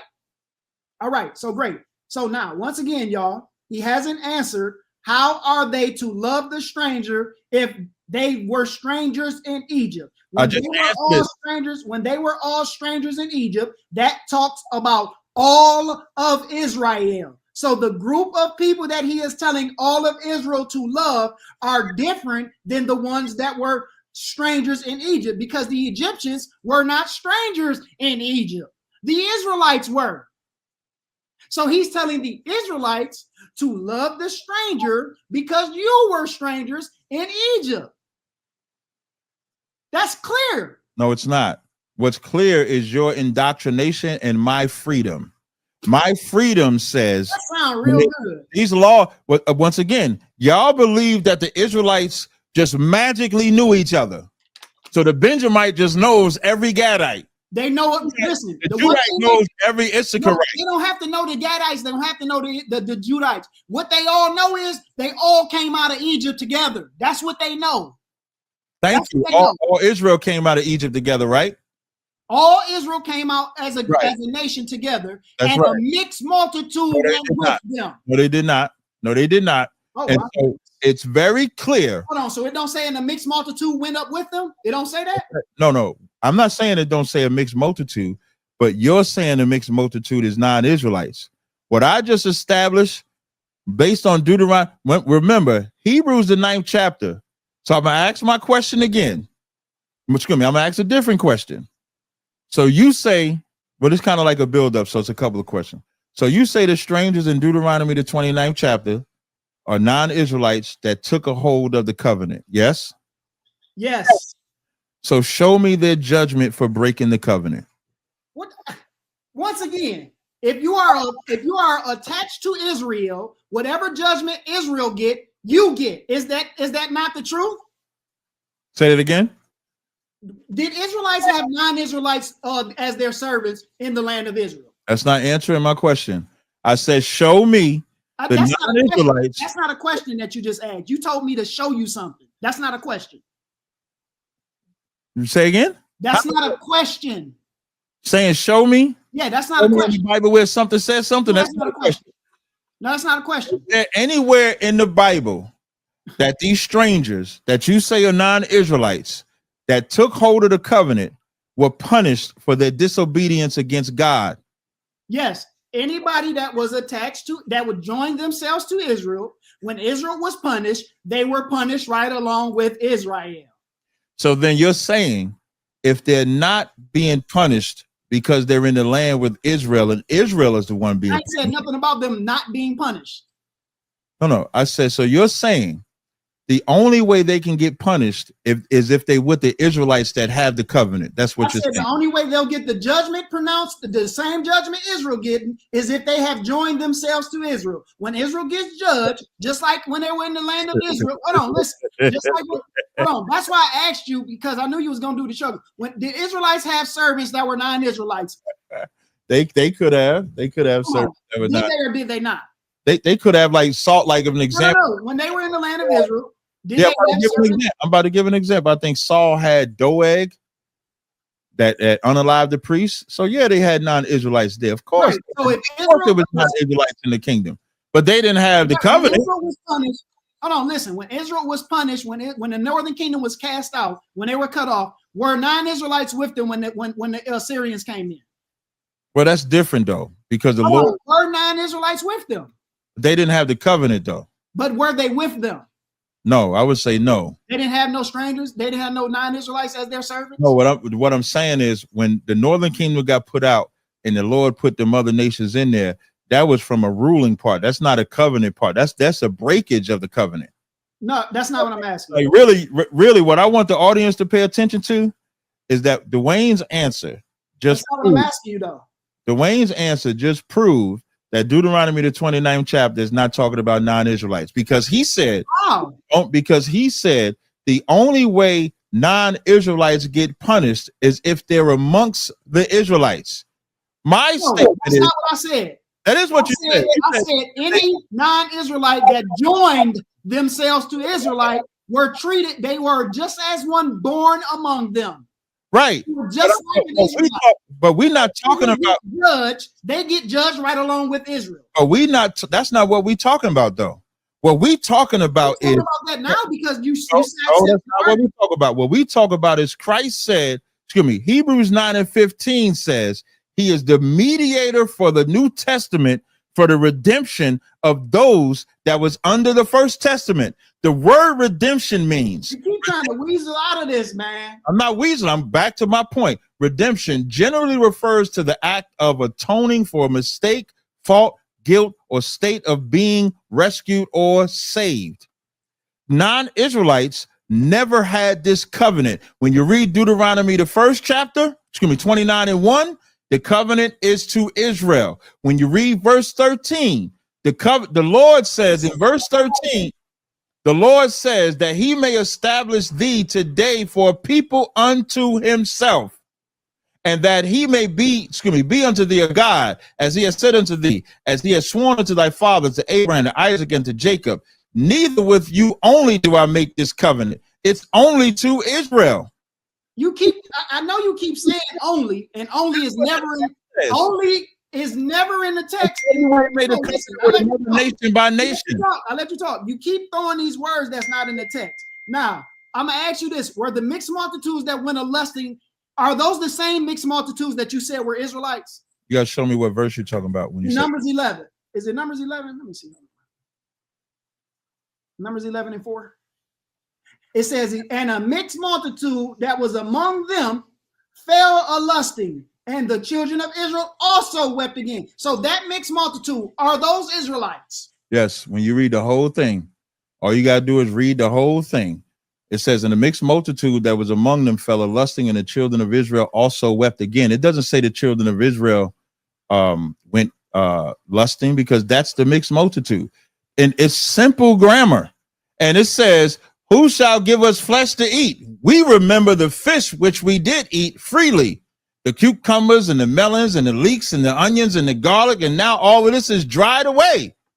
The mixed Let's read verse 1. Whoever tried to help you is terrible. No. Ain't nobody tried to help me. Ain't nobody helped me with that. Yes, they did. Listen, as the Lord liveth, didn't nobody help me? I don't trust Christians, to be honest. So that don't work. You don't have to. I don't have no reason to lie. So this is Numbers. You've been lying this whole live stream. Huh? You've been lying this whole live stream. Forever. This is Numbers 11 and 1. It says, and when the people complained, it displeased the Lord, and the Lord heard it, and his anger was kindled, and a fire of the Lord burnt among them and consumed them that were in the uttermost parts of the camp. You see that, right? That's talking about Israelites, right? Yeah. And the people cried unto Moses, and Moses prayed unto the Lord. The fire was quenched. So when the Most High was burning up the Israelites, Moses prayed, and the fire was quenched. And he called the name of the place Tazaryach, because the fire of the Lord burnt among them, and the mixed multitude that was among them. Who is the them? Which verse was that? With the mixed multitude that was among Verse them? 4. And the mixed multitude that was among them. Oh, the way you read it. Okay, I only asked that because of the way you read it. Where it says, and the mixed multitude that was among them fell a lusting, and the children of Israel also wept again, and said, who shall give us fish to eat? So now that's still talking about them. It's talking about the people that complained, displeased the Lord. He heard it. Their anger was kindled. Fire burned. Verse 2, people cried to Moses. Moses prayed to the Lord. Fire quenched. And he called the name of the place Tazaryach, because the fire of the Lord burnt among them. Verse 4, and the mixed multitude that was among them fell a lusting, and the children of Israel also wept again. This is showing the children of Israel. You know why they had to wander through the wilderness for 40 years? Man, you ain't got to tell me why, man. I'm talking about this verse. I asked you, is this verse? I said, it says, and the mixed multitude that was among them. Who is the them that the mixed multitude was with? It's all Israel. Okay, so that's why I asked you. So you're saying that this mixed multitude are Israelites that are among Israelites. Yeah, when it says in the mixed multitude that was among them, the mixed multitude is just talk about the mixture of Israelites. And it says they fell a lusting. So the mixture of Israel that was amongst Israel. No, that's what you're saying? No, that's not what I'm saying. Okay. The mix, and it says it tells what happened to the children, the people, right? It says, and when the people, that's talking about the people, right? That are all Israel, according to you. It says Moses prayed for those people that were being burnt. And then it says, and the mixed multitude that was among them. So the mixed multitude are the ones that are among the ones that the children of Israel that were being burnt, right? Say that one more time. The mixed multitude are among the ones that were being burnt, right? This is all Israel. This whole thing is all Israel. So, but the mixed multitude in this verse, you're saying is Israelites, but it's saying that the mixed multitude. Yeah, just because. It could say mixed multitude about Israel, just like it did in Exodus. In Exodus 12, when it first mentions the mixed multitude, the verse before that, it mentions just the men. And then in the very next verse, it says mixed multitude for the children. The men and the children. No, it says besides children. It doesn't mention the children. It's saying that there's no children. When it says besides children, that 600,000 is only men. Besides children. So but the children are besides them. No, they're not. Children are counted or not, or just not counted, right? I can't. Are you serious right now? Let's go to the word. Let me show you, because maybe you got to see it. You got to see it to believe it. Exodus 12.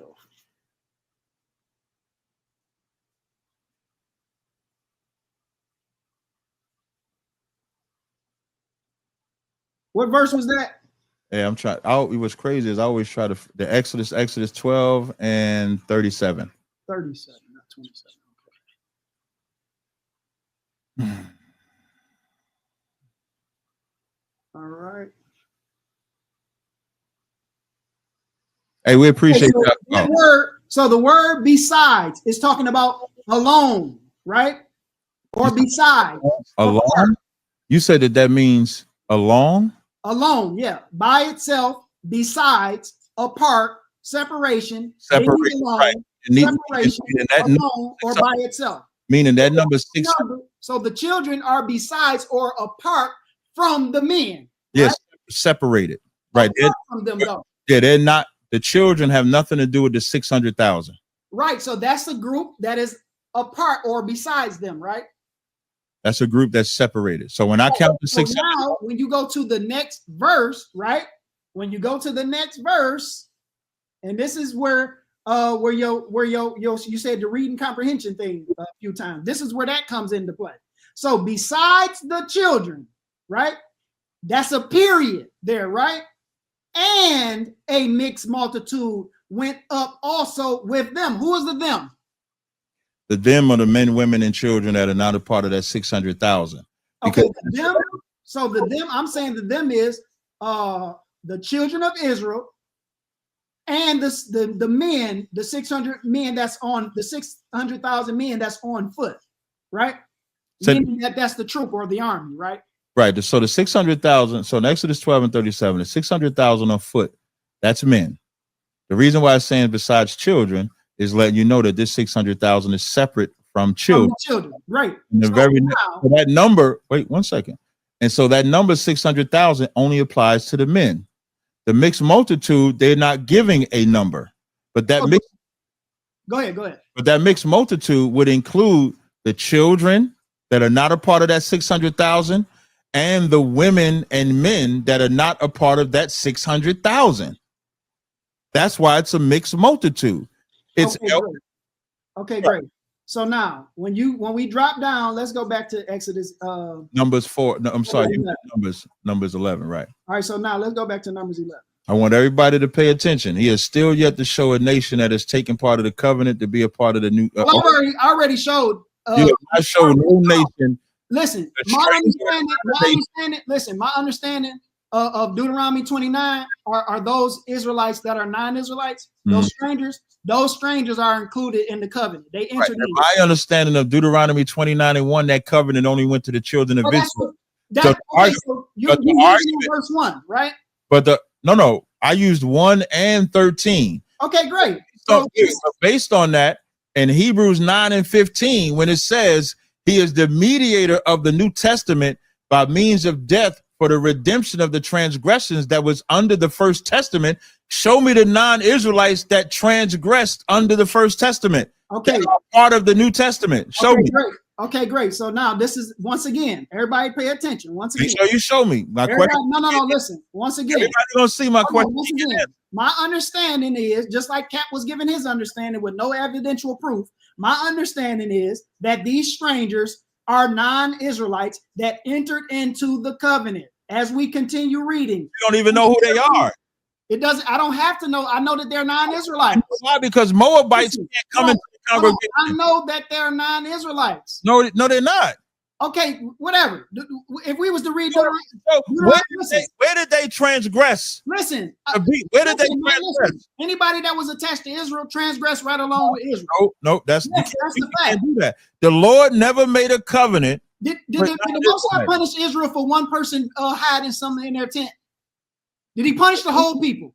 Say it one more time. Did the Most High punish the whole army when AI had the stuff, the garments and stuff under his tent? Did he punish the whole army? You saw when Joshua with them was losing battles? Yeah. Did they punish it because of what one person did? He punished all Israel. He punished everybody that was there. Which was Israel. That was the army. Whatever. And I'm telling you, this is what I'm trying to tell you. My point. Listen, this is what I'm trying to tell you. You enhancing my point. This is what I'm trying to tell you. My understanding is, according to this verse in Deuteronomy 29, these are non-Israelites. I've established that these strangers are different. And hold on, let me finish. Right. I've established that the strangers in verse 11 are different people than all the men. I've established that is different than all the tribe leaders and all of the elders. I've established that the strangers are different than the little ones. I've established that the wives are different from the strangers. So these strangers that are included in this are not Israelites. That's my position. So as we continue to read, verse 12 says that everybody that just mentioned should enter into covenant with the Lord their God. He is their God. Once they enter into covenant, they become his people. So that's now when you get to verse 13, it says that he may establish thee today for a people unto himself. So this day is when he established all the men of Israel, their captains, their leaders of the tribes, their elders, their little ones, their wives, and the strangers that is with them. What strangers? The ones that were hewing the stone, the wood, and the ones that were drawing the water. But let me finish. That all of these people are entering into the covenant, that he may establish thee today for a people unto himself, that he may be unto thee a God, as he hath said unto thee. And see how it says, you said, is the strangers the ones that's not Israelites? Or are they the fathers? No, look what this says, that he may he may be a God, as he has said unto thee, comma, and as he has sworn unto thy fathers, Abraham, Isaac, and Jacob. Verse 14 is very important. Neither with you only do I make this covenant and this oath. Right. Finish. Neither with you only do I make this covenant and this oath. You have already attested and agreed that all of Israel were accounted for in verses 11 and 10. Verses 10 and 11. All of Israel, and you even threw the strangers in as Israel. So now, when we get to verse 14, it says, neither with you only do I make this covenant and this oath, but him that standeth here with us. Who is the us? To us in verse 15. Yeah, who is the us? Yeah, but so it says, but with him that standeth with us neither do I make this covenant or this oath, but with him that standeth with us this day before the Lord our God, that's Israel, and also him that is not with us this day. That is prophetic.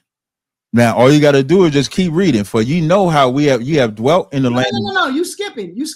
I answered the question. I said that's Israel, but neither with you only do I make this covenant and oath with you, but with him that standeth here with us before the Lord our God. I said that's Israel. Okay, so who is the people that's standing with Israel? That's all Israel. And what I'm answering, it says, verse 14 says, neither with, like this, I don't think you have reading comprehension, because really your argument shouldn't be the beginning part of verse 15. It should be the latter part. And I'll tell you why. Verse 14 says, neither with you only do I make a covenant and this oath. So now he's saying, I'm not just making this covenant with you, but with him that standeth with us this day before the Lord our God, which is Israel. That's Israel. Hold on, stop. There are two people, there are two groups going on before you continue. There's two groups being spoken of in that verse, right? In what verse? In verse 15, it says, but with him that standeth here with us. Is that two groups? The standard with us don't represent two groups, but the whole verse does represent two groups. So if you ask the verse, when I'm saying two groups, it's the same people, but two different group types. So so what it's saying is not just y'all that are with me this day, but also them that are not with me this day. No, I'm not talking about the people that's not there. I'm talking about the ones that's there with them. So where do you see two different people? Okay, is he saying that there's people standing with them this day that are not with the us people? No, he's saying, because you got it. That's why I said, like, I can give you a comprehension class, brother, if you need it. You ain't gotta give me no comprehension class, because you ain't comprehending what's clearly being stated here. Listen, it says, you quoted verse 14. You read verse 14, and it signifies that it's something else going on. Neither with you only do I make this covenant and this oath, but with that but tells us that it's another group of people that he's making an oath with. That's what I'm saying. That's what I'm saying. Comprehension. The comprehension is, it says, neither with you only do I make this covenant with this oath. There's a semicolon. So here's the declaration. But with him that stands. Okay, who is the him that stand with the us? That's Israel. That don't make no. Come on, Cat. Let me just read the whole thing. I'm gonna just Just watch the comprehension. It says, but with him that standeth with us this day before the Lord our God, comma, and now you're getting the second group of people. The second group. You know, that's the third group. That's the third group. Not a third group. You being dishonest, Cap. You being dishonest, brother. That verse where it says, "But with him that standeth here with us," those are two groups, and you won't even admit it. That's the truth. They're not two groups, brother. How? So who's standing with someone else? Who's standing with somebody? When he says, "Neither do I make," here's how you know that it's not. Because the very first verse says it's only going to the first verse. We're here now. Who is the one standing with the us? There's somebody standing with the us. I'm gonna tell you what I'm gonna do. Hold on, wait 1 second. There's people standing with the us people. 1 second. No, I can't read that. So when there's not another group of people standing there. This is simple reading comprehension. Neither with you only. Who's the you only?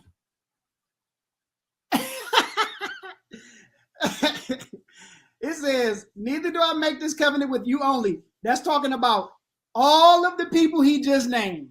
And isn't he telling them something, right? He's about to tell them that he don't make this covenant with them only, right? You still ain't addressing the people that's with the us, Cap. I'm in 14. Us are Israelites, and there's people standing with those that are considered the us. It has to be.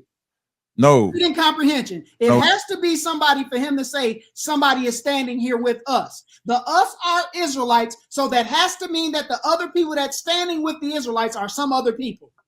No, it's not.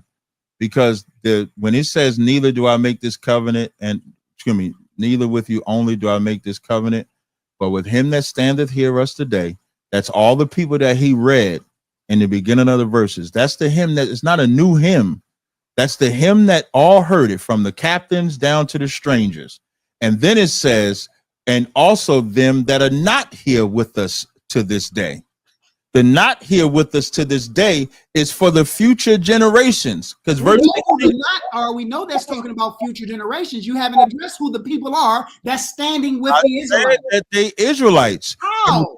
Because if you take the position that the him is non-Israelites, then you would have to show me. Verse 16 says, for you know that ye have dwelt in the land of Egypt, and how you came with the nations you passed by, seeing their abominations. Verse 18, lest there should be among you a man or woman or family or tribe whose heart turn away from the Lord your God, our God. Israel's God is not the God of anybody else. Amos, the 3rd chapter, says, you only have I known. So he's not talking to non-Israelites to serve gods of these nations. Lest there should be among you a root that beareth gall and wormwood, and it shall come to pass that he hear the words of the curse, that he bless himself in his heart, saying, I shall have peace, though I walk in the imagination of my heart. The Lord will not spare him.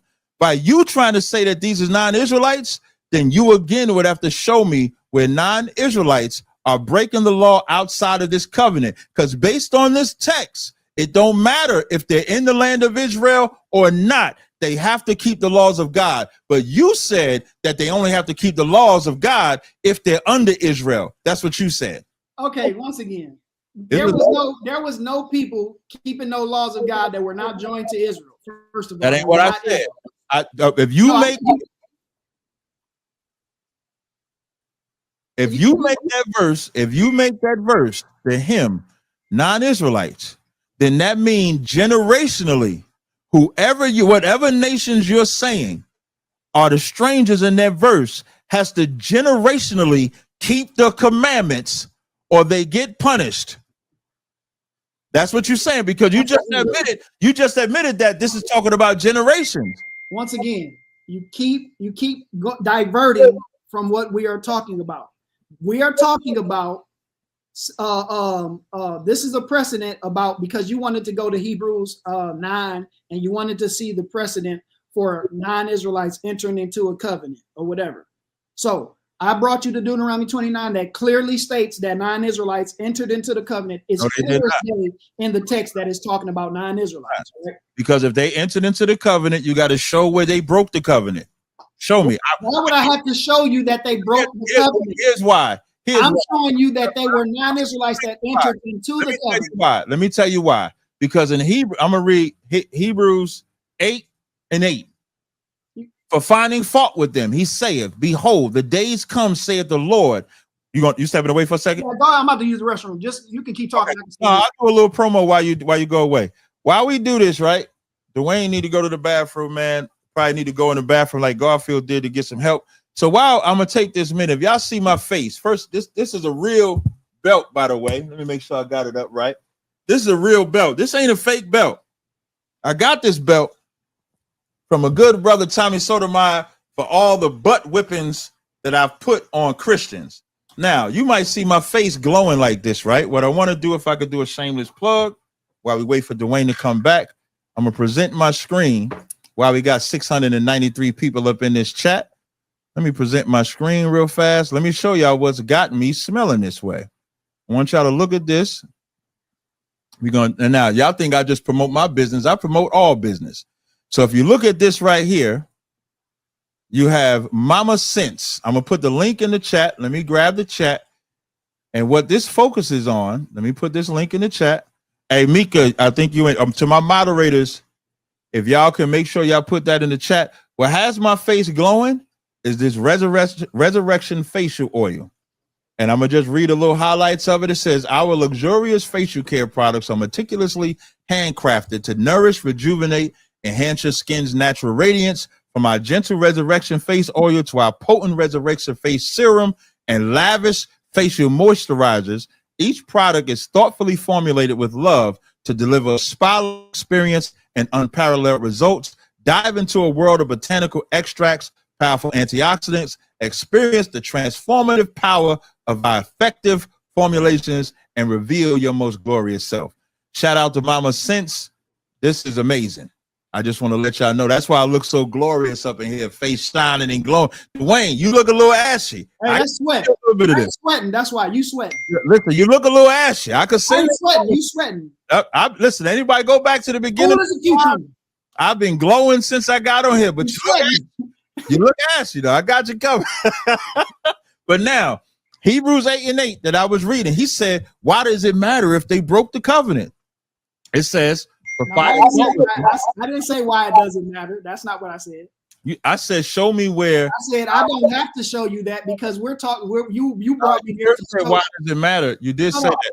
You might. I don't have to show you. I don't have to show you where they broke the covenant. The point was to show you non-Israelites because that's what you asked. No, non-Israelites entering into the covenant. They didn't enter into the covenant. Yeah. What nation was it? What you mean? It don't tell you. You know the nation of Israel into the. Listen, nation of Israel are different than everybody else. If you're not an Israelite, in Hebrews 8 as a nation. It said in Hebrews 8:8, it says, for finding fault with them, it said, behold, the days come when I will make a new covenant with the house of Israel, with the house of Judah. Is that covenant for everybody or just the house of Israel, house of Judah? According to that covenant is for everybody. Read that. Where does it say that in that verse? That covenant is for everybody. Where does it say that in that verse? What does it mean for all nations of all? Where does it say what does it mean? Windmilling. You're windmilling now. No, I'm not windmilling. I'm doing what you be doing. No. What you be doing. In that verse, where does it say all nations? Okay. It's specific. It says he's making a new covenant with the house of Israel.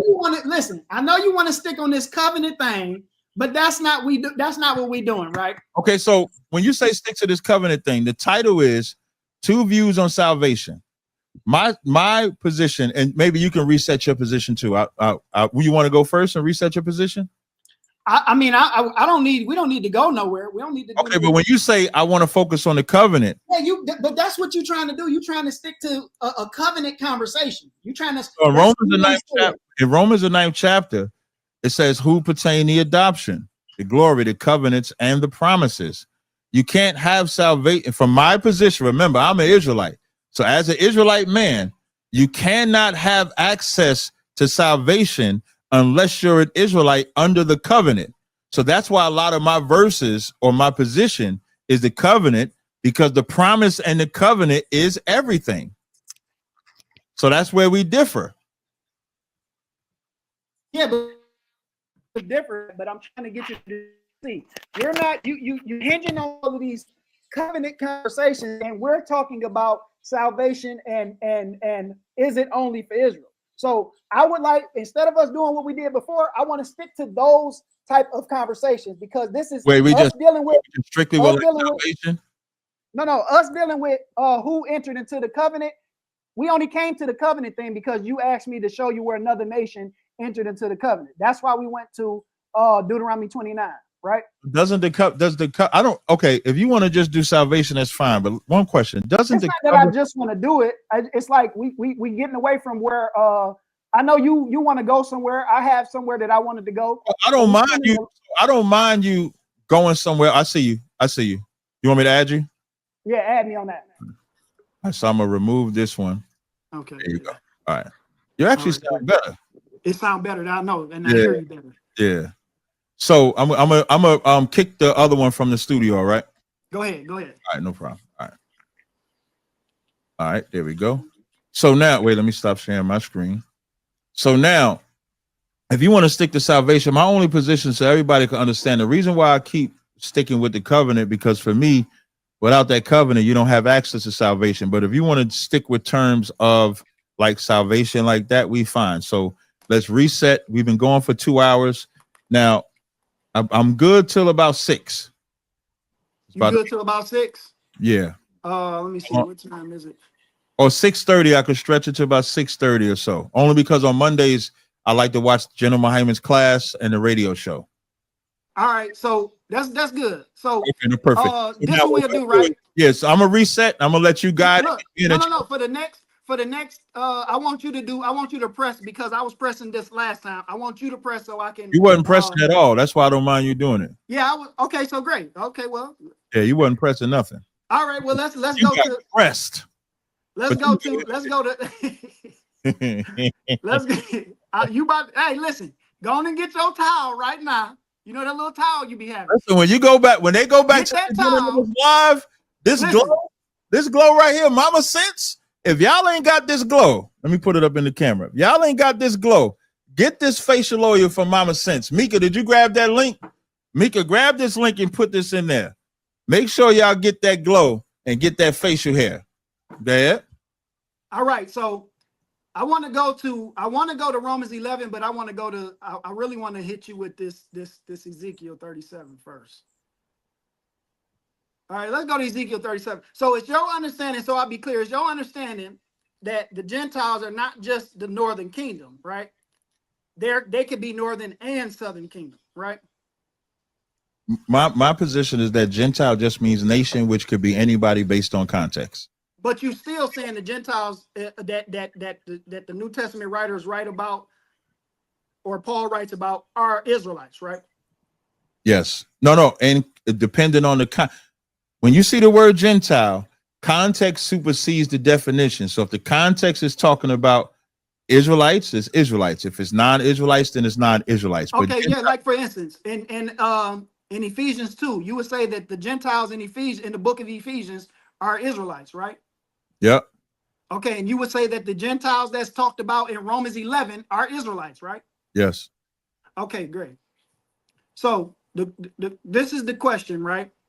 Because it's my understanding that all of the prophets prophesied about the return of one kingdom, right? In particular, Ezekiel prophesied of the return of one kingdom. And we'll start in Ezekiel 37. That's where you're going now? Yeah, Ezekiel 37. And we'll start at verse 15.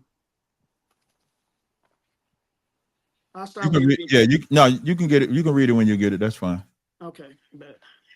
Okay, so now Ezekiel chapter 37, verse 15, it says, "The word of the Lord came again unto me, saying, Moreover, thou son of man, take thee one stick and write upon it for Judah and for his children, his companions. Then take another stick and write upon it for Joseph, the stick of Ephraim, for all the house of Israel, his companions, and join them one to another into one stick, and they shall become one in thine hand. And when the children of thy people shall speak unto thee, saying, Wilt thou not show us what thou meanest by these? Say unto them, Thus saith the Lord God of Israel, Behold, I will take the stick of Joseph, which is in the hand of Ephraim, in the hand of Ephraim, and the tribes of Israel, his fellows, and will put them with him, even with the stick of Judah, and make them one stick, and they shall be one in mine hand. And the sticks whereon thou writest shall be in thine eyes, in thine hand before thy eyes, and say unto them, thus saith the Lord God, behold, I will take the children of Israel from among the heathen, whither they be gone, and will gather them on every side, and bring them into their own land, and I will make them one nation in the land upon the mountains of Israel, and one king shall be king unto them all. And they shall be no more two nations, neither shall they be divided into into two kingdoms anymore. So would you say, I believe this too, would you say that this is talking about all of Israel being brought back and made one body together, one kingdom together? Yes. So now this is what they knew, right? All of the prophets knew that this was going to be established, that they were going to be. Jeremiah prophesied the return of one kingdom. Zechariah prophesied the return. Say what? I say Hosea, pretty much Hosea, everybody all of the prophets pretty much prophesied. So right. This is Ephesians chapter 3. Hold on, let me turn this down. All right, so Ephesians 3 says, for this, verse 1, for this cause I, Paul, the prisoner of Jesus Christ for you Gentiles. If ye have heard of the dispensation of the grace of God, which is given to me to you, ward, how that by revelation he made known unto me the mystery, as I wrote afore in few words, whereby when ye read, ye may understand my knowledge in the mystery of Christ, which in other ages was not made known unto the sons of men, as it is now revealed unto his holy apostles and prophets by the Spirit. That the Gentiles, this is what wasn't made known, that the Gentiles should be fellow heirs and of the same body and partakers of his promise in Christ by the gospel. So you see how it says it wasn't known in other ages that the Gentiles would be fellow heirs and of the same body, meaning one body. You see that? Yeah, you're wrong though. Huh? I'm wrong about what? I ain't even saying anything. Yep. What am I wrong about? Where you going with it? But you can finish. But I agree with you. It says it wasn't known. The mystery wasn't known to the sons of men that the Gentiles was going to be fellow heirs and of the same body, right? That's not what it's talking about, but it does use that language. What is it talking about? The mystery, you think the mystery is that non-Israelites was going to be allowed to come back. That's not the mystery. No, hold on. The mystery, it tells us what the mystery is. Right. You're saying that the non-Israel, I'm using the word says Gentile, but I'm just saying non-Israelite. You believe that the mystery that was revealed to Paul was that non-Israelites should be fellow heirs and of the same body. That's what the verse is saying. Right. So now we agree that the same writer of Ephesians is the same writer of Romans, right? Yeah, but let's not try to leave. I'm not. Let's not try to leave. I want a real good solid answer on this. I'm not. Okay, so Ezekiel prophesied the return of all of Israel being one body, right? Right. Okay, so that would include the scattered Israelites. Ezekiel prophesied of the Lord gathering us all back from where we were into one body. Yeah, it's important. It's still them becoming one body. It doesn't matter if it's the Lord doing it or not. Where's he gathering them from? It doesn't matter where he's gathering them from. It does matter. Hold on. The point is that it's known that both kingdoms that all of the scattered Israelites and all of the southern kingdom are going to be made one again. That's what we're talking about. So those scattered Israelites could be anywhere, right? It doesn't matter where they're at. The prophecy is that they're all going to. The prophecy is that they're all going to be made one again. So in Ephesus, where Paul is writing this letter, is Israelites there scattered? We're not. Listen, Cap, don't do this. Yeah. I see you sweating. Don't do this. I'm not sweating at all, but you know you're about to get cut though. Or whatever. Well, cut me then. Answer the question. Well, answer my question. I said in Ephesus, the Israelites that are there, are they scattered? The Israelites, that's weird. In Ephesus, these are Gentiles. He's talking. The letter. It's my position that these are Gentiles that I he's get what talking you're to. saying, but so you're saying there was no Israelites in Ephesus? That's not what. Listen, Cap. That's not what I'm saying. I'm talking about in the But text that I I'm just just presented. asking a simple question. No, listen. The text that I presented to you, it says that it wasn't known in other ages that the Gentiles, who you would say are Israelites, are going to be of the same body and fellow heirs. That's what the verse says. But Ezekiel prophesied of all of Israel, and Zechariah and Hosea prophesied of all of them being one kingdom again. This verse is saying it wasn't even made known to the sons of man that the Gentiles was going to be fellow heirs and of the same body. My contention is, my thought is that the Gentiles, it was stated in the Old Testament how the Gentiles were going to be able to see the light of salvation. They just did not know that they were going to be of the same body and partakers of the promises in Christ, which is now being revealed. So if Paul is telling the readers of this letter that it wasn't even known that the Gentiles who you say are Israelites were going to be fellow heirs and of the same body, then that would mean Ezekiel, Jeremiah, Zechariah, Hosea, all of these people don't know what they're talking about because they prophesied the return of one body. So these people cannot be Israelites because it was known to the Israelites that all of Israel was going to be made one body. So now I'm going to stay right in the book of Ephesians. Y'all just heard that long-winded Christian mumbo jumbo. So I'm going to break down what he's saying that he got wrong. And then I'm going to explain why I easily have that position and why he wouldn't answer were there Israelites in Ephesus, because he knew once I asked that one question, it destroys his whole argument. Yeah, there were Israelites in Ephesus. Okay, now you want to say that because I'm about to wash you. It don't matter. Yeah. So he read Ezekiel 37 and 16 to about 23 of how the Lord was going to gather the house of Israel, the house of Judah, make them one stick. How he was going to bring them from all the nations that they were at. The only thing Ezekiel didn't know was when that was going to happen. What Daniel didn't know was when that was going to happen. That's what prophecies are. This verse tells us what wasn't made known, though. He can't even. I just said that. Like he said it wasn't known when.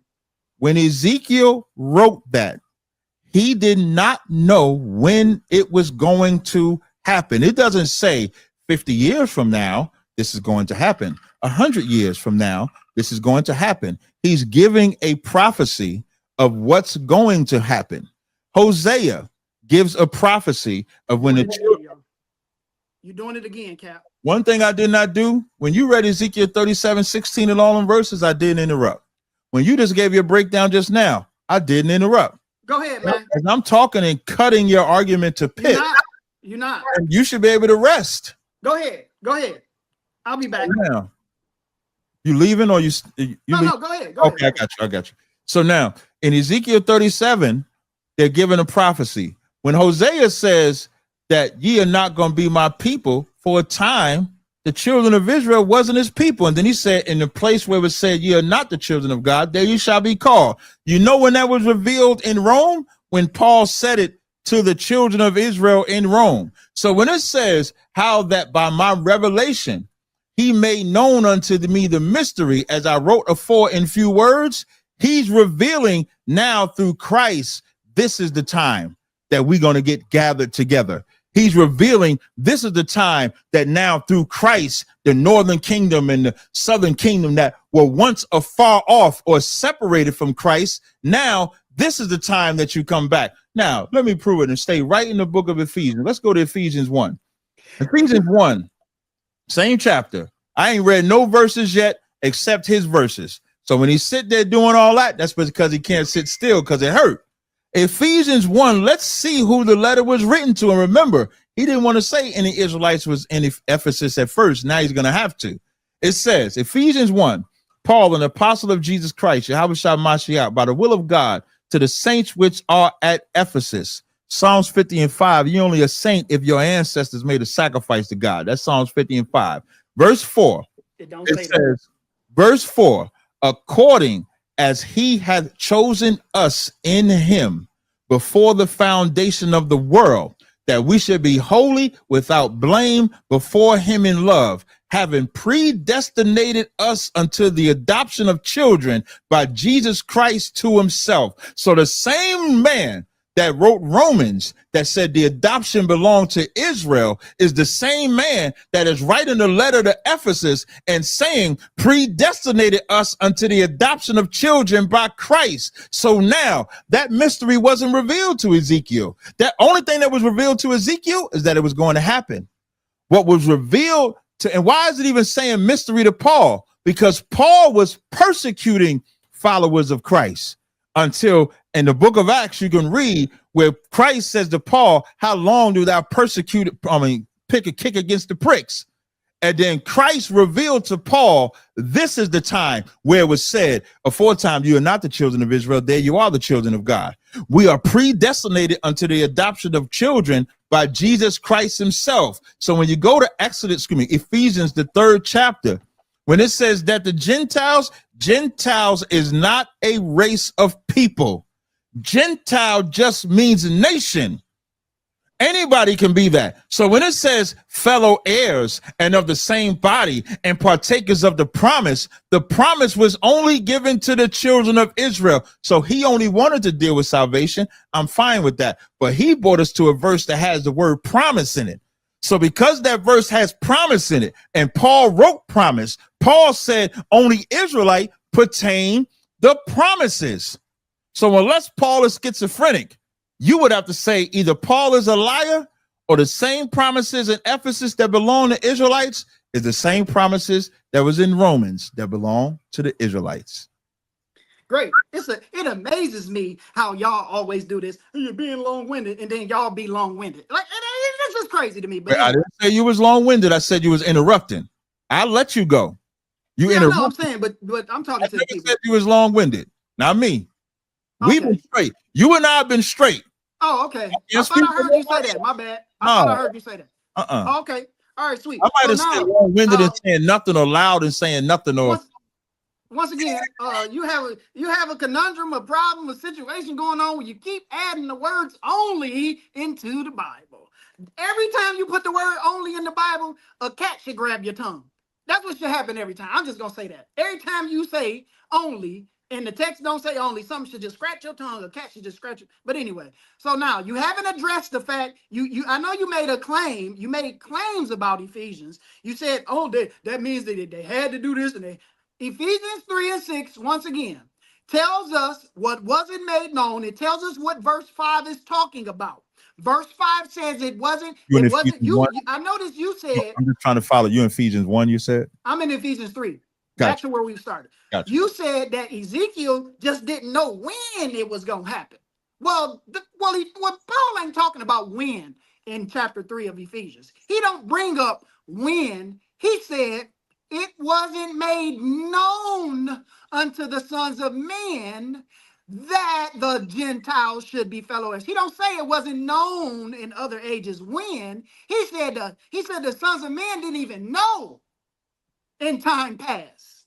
That would include Ezekiel, Hosea, Jeremiah. Those are in time past sons of men right there, right? Even Ezekiel himself was called a son of man. So this is saying it wasn't even revealed to the sons of men that the Gentiles is going to be made fellow heirs and of the same body. That don't make no sense because everybody knows that Israel is one people before the kingdom split. They became two nations after the kingdom split, but they both still are partakers and fellow heirs being one kingdom together. So that was known that they were going to be fellow heirs, that the northern kingdom or the scattered Israelites are going to be brought back and be one again. That is known. The ones that are brought back and made one are fellow heirs now. They are the same body. Ezekiel said that. Paul said that these Gentiles that he's talking about, it wasn't even known that the Gentiles, Paul knows that these Gentiles are not Israelites. Y'all just don't know. Paul knows. Y'all just don't know. Even the Gentiles here don't know that they're Israelites, right? So now, what you have to answer for is not the fact that it's when it's going to happen, and that's what you answered for. I need you to answer for that it wasn't even known that they were going to be partakers of the same body and fellow heirs. and get the promise. We know all of Israel, there was prophesied from the inception when the promise came that they was going to get the promise. So it was known that all of Israel was going to inherit the promise. That's what was made known. This here, what Paul is talking about, it wasn't known for the Gentiles who I have already proven are non-Israelites. The made known, I answered that when I first spoke. I said, you said that it wasn't known when. That's what you said. That's what the made known is. But that ain't what Paul is saying in this verse. It says, in other ages was not made known unto the sons of men. Only thing they was given, as it is now revealed unto his holy apostles. So when it says apostles, because there's plural, we agree that that wouldn't just be Paul. That would be all of them, right? Yeah. You would agree that. Thank you. So now, when it says was not in other ages, all Ezekiel knew was the prophecy. He didn't know when it was going to happen. All Daniel knew is the prophecy. Don't know when it's going to happen. Hosea, the prophecy, but don't know when it's going to happen. So when it says in other ages was not made known, they did not know when it was going to happen. What did the disciples ask? What did Peter ask Christ? Will thou now restore? They always wanted to know when things were going to That's not what Paul is talking about, though. Can you at least admit in the text that we're reading in Ephesians that Paul is not talking about it wasn't known when? Yeah, no, I cannot. Talking about it wasn't known when. Other ages was what's the only thing? Your position is that what's being made known is that non-Israelites are fellow heirs, correct? No, that the Gentiles who are non-Israelites, it wasn't made known that they were going to be fellow heirs. That's what I'm saying. What's being made known is that. Let me repeat the question. Hold on. And of the same body and partakers of the. Was it known that all of Israel was going to be? Hold on. Was it made known that all of Israel was going to partake in the promises? It's always been known. That's what Paul is talking about. That's what Paul is talking about in Ephesus. But the time was never known. The time that it would happen was never known. That's why Paul is revealing it. He did the same thing in Romans when he says, as it saith in OC, I will call them my people, which were not my people. Hosea wrote that during Hosea's time, but it did not happen. Nobody knew when it was going to happen. Everybody was waiting for it to happen. Even the brother that saw Christ come in as a baby knew that he was going to be alive until he saw Christ. So he knew that the time happened when he saw Christ. So again, in the book of Ephesus, the first chapter, I'm not filibustering at all. In Ephesus, the first, you know how you know who's filibustering and who's not? You interrupt yourself to find out. Listen, Cap, you're repeating yourself like you did the last time.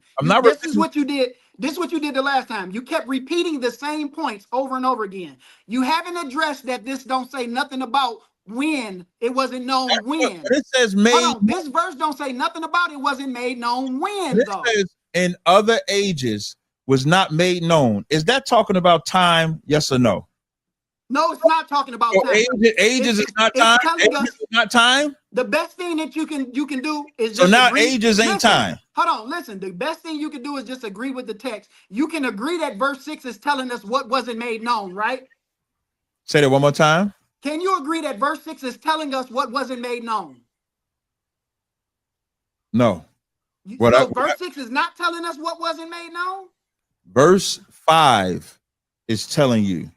I would start at verse 3 is telling you. Captain, you would start at a lot of places, but I'm asking you about verse 6. Verse 5 says it wasn't known in other ages. Verse 6 telling us what wasn't made known. What I'm saying is verse 3 is telling you what wasn't made known. It starts there. What? Verse 3, when it says how that by revelation he made known unto me the mystery. We agree this is when Christ met Paul, right? No. You don't think so? When he is remember Paul, hold on. I can say this because remember, Paul said he didn't even go up to Jerusalem for 3 years once. I said Christ, hold on. Peter. It wasn't on the road to Damascus where he revealed all of this stuff to him. When was it? Paul tells us that he was given revelation in those 3 years, and in the 14 years he didn't go to Jerusalem. So, but he is Christ, right? Yeah. Thank you. So now how that he made that. Thank you. What does that prove? Because you think the known is in verse 5. I'm saying the known is the word known is in verse 3. Okay. Verse 3 is saying what was revealed, he made known unto him, unto Paul. So when you verse say 5, listen, verse 5 is saying what was made known. Verse 3 is telling us what was made known. What was made known? The revelation. Verse 5 is telling us, hold on, verse 5 is telling us that something wasn't made known. Verse 6 tells us what that something is, yes? Say it one more time. Verse 3 tells us what was made known, which is the revelation. Verse 5 tells us that something wasn't made known, and verse 6 tells us what that something is. I do agree with that. I do agree with all three of those. But where we disagree is when the revelation is made known to Paul, we agree that the mystery, no matter which position we take, we agree that the revelation is now is the time. Then in verse 5, it says, what in other ages was not made known. Where we disagree at is when Ezekiel is writing that, unless you're going to tell me when did that happen, that age is not made known is talking about the fulfillment of what Ezekiel wrote. What? That's what's being made known. The gathering of Christ church. Do you agree that the gathering of Christ church takes place now? The gathering of Christ. Wait a minute. Wait a minute. You're saying that Ezekiel, first of all, Ezekiel did know. Not only did Ezekiel know. No. He didn't. You got to make sure you focus on what I'm saying. I said know when. Not that I know you keep saying when, but when ain't the thought. It's not even nowhere in Ephesians 3. The when ain't there. No, did Ezekiel know when that was going to happen? Yes. Listen, it doesn't. No, we're not talking about when though. That's what I want you to see. That's what the verse is talking about. Ezekiel knows what Ezekiel said was going to happen. Ezekiel knows it's revealed to Ezekiel that both kingdoms are going to be one kingdom. That's made known. And also it says when the children ask, what do these things mean? Tell them what it means. So let me finish. In Ezekiel, they know. And then the Most High tells Ezekiel to tell the children when they ask you about this, tell them too. So Ezekiel knows, and he's going to reveal it to the children that both kingdoms are going to be made one. Did he know the age that it was going to happen? Did Ezekiel know the age that it was going to happen? Didn't you say listening is an art? Didn't you complain about me cutting you off? Listening is an art. What's art? Get some art, all right? Verse 5 and 6 in Ephesians tells us this stuff wasn't made known. Ezekiel tells us that it is made known. So these Gentiles, once again, I've proven beyond a shadow of a doubt that these Gentiles are not Israelites, because if they are Israelites, Ezekiel, Jeremiah, Hosea, Zechariah, all these people are lying then because they knew that it was going to be one kingdom again. That's what Ephesians 6 is. Did Ezekiel know the age that it was going to happen? Once again, you keep trying to hinge on things that's not in Ephesians 3. Why can't I? It is. Listen. Ephesians 3 don't say nothing about when, anything. It says, which in other ages represents time. So if you said, which in other times was not made known. So you're harping on Ezekiel writing it. I agree. Did Ezekiel know what age it was going to happen? Yes or no? No, he didn't. But that ain't what Ephesians 3 is talking about, Paul. That's the only. Listen, I don't even know my name. I ain't Paul. Now you don't even know my name. Paul, Cap. Paul in verse 5 tells us about something that wasn't made known. Verse 5 doesn't tell us what that something is. Hold on, let me finish. Brother, verse 5 doesn't tell Cap, you getting your behind whooped. That's why you keep interrupting. Verse 5 tells us that something wasn't made known. Verse 6, you already agreed, tells us what that something is. Right. And in verse 6, it does not mention anything about when. You keep trying to throw that in. I didn't say nothing about verse 6. Verse 5. You did. You agreed that verse 6 is telling us what the something is in verse 5. You said verse 6 says something about you said I keep saying verse 6 is talking about something when. I'm not talking about verse 6. What I'm saying is which in other ages was not made known, Ezekiel did not know the time that what he wrote was going to happen. That's not what are you going to admit that? Are you going to admit that? Listen, if Ephesians, hold on. Listen, if Ephesians 3 said that, if that's what it said, what does age mean? Hold on. It wouldn't be no conversation if verse what 6 was age mean? Listen, it wouldn't even be a conversation if verse 6 didn't exist in this text, right? Okay, so now verse 6, once again, you agreed. You already agreed that verse 6 is the answer for verse 5. You already agreed to that. Now let me prove. Now I'll prove it to you. So now this is Genesis 48. Let's go to Genesis 48. Since you harping on the word Gentile, let's go to Genesis. This is right on topic. This is Genesis 48 and 19. So now, just for context, Jacob is blessing Joseph's sons. Manasseh is the older, Ephraim is the younger. It's Genesis 48 and 19. And his father refused and said, I know it, my son, I know it. He shall become a people. I'm sorry, I read verse 18. And Joseph said unto his father, not so, my father, for this is the firstborn, and put thy right hand upon his head. Verse 19. And his father refused and said, I know it, my son, I know it. He shall become a people, and he shall be great. But truly his younger brother shall be greater than he, talking about Ephraim. And his seed shall become a multitude of nations. That means that Ephraim, one tribe, ladies and gentlemen, would become a multitude of nations. In the Old Testament, that word is goyim. In the New Testament, that word is ethnos, which is Gentile. So you can see Ephraim in Genesis is prophesied to become Gentiles. So when we go back to Ephesians. No, it don't say that they're going to become Gentiles, Cap. What does it mean to become a multitude of nations? You capping, Cap. What does that mean to become a multitude of nations? You capping, Cap. What does that mean to become a multitude of nations? You capping, Cap. Why you won't answer? What does it mean to become a multitude of nation? Look at them cooked. You gonna be. What does it mean? What does it mean? How you gonna say somebody? Hold on. How you gonna say somebody cooked? Oh, you ran from the conversation. This word. You ran from the conversation. The word. You start talking about the name Gentile. All I want to do is just finish. You ran from the conversation. Here's what I did. What I did was he's harping on Ephesians 3 and 6. No, I'm not harping on the word Gentile, Cap. Yes, you are. No, I'm not. I'm harping on what was made known. I'm harping on what was made known. He just ran from my question. What does it mean? What does it mean to become a multitude of nations? Cap, nation Gentile.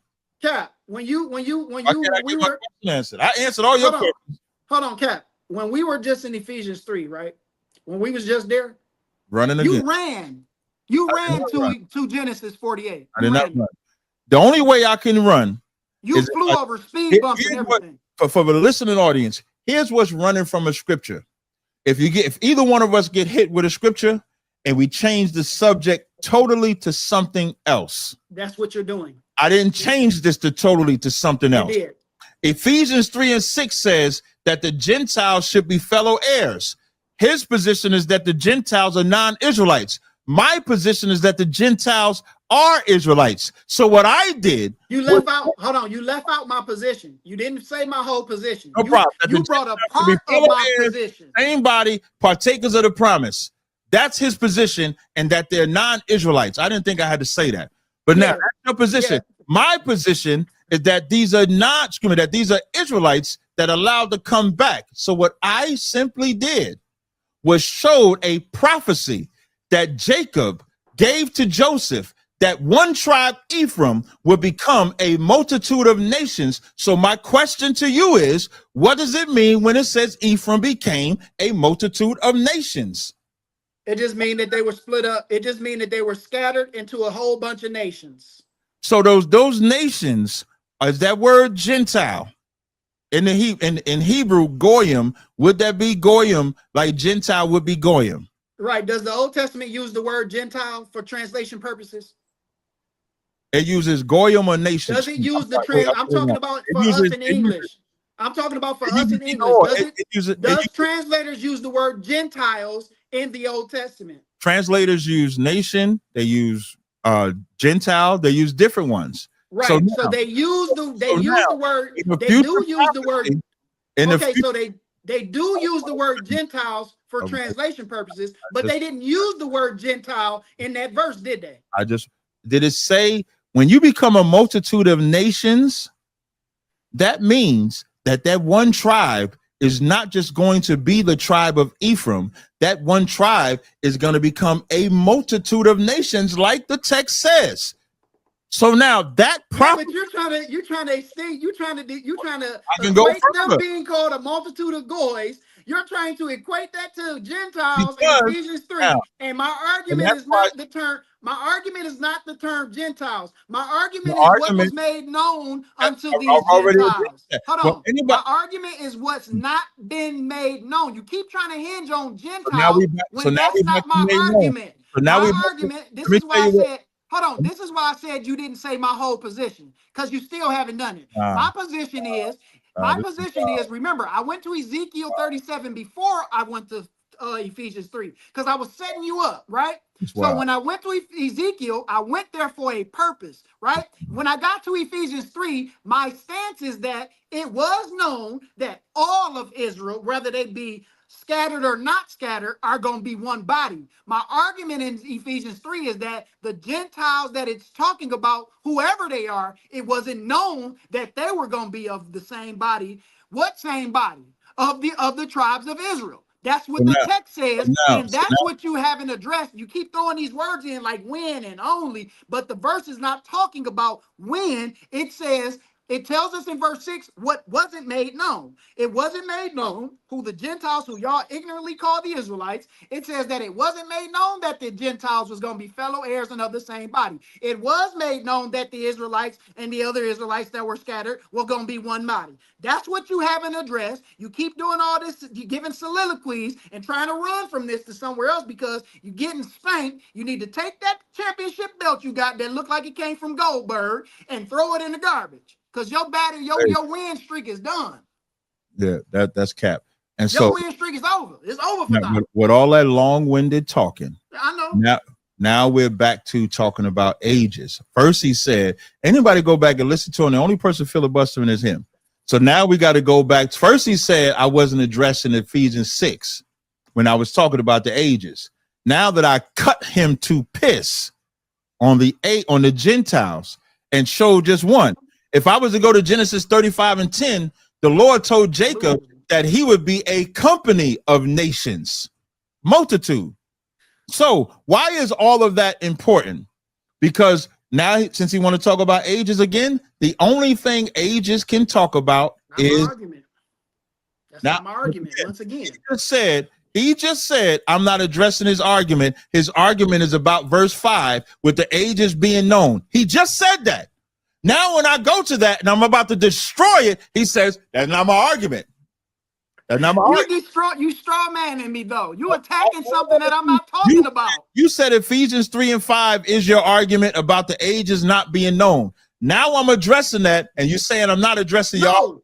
My argument is verse 6 is what verse 5 is talking. Did y'all hear that? Verse 6 is telling us what wasn't made known. No. You keep trying to go before verse 6. I'm talking about both verses go together. Verse 5 don't tell you what was known. It says something wasn't known. Both verses go together. And the reason verse 5, does verse 5 tell you does verse 5 tell us what wasn't made known? Just let me answer. Does verse 5 tell us what wasn't made known? Just sit back for a second and let this sizzle in your spirit. Ephesians 3 and 5 and 6, which in other ages was not made known unto the sons of men, as it is now revealed unto the holy apostles and the prophets by the Spirit, that the Gentiles should be fellow heirs of the same body and partakers of the promise of in Christ by the gospel. Both verses would go together.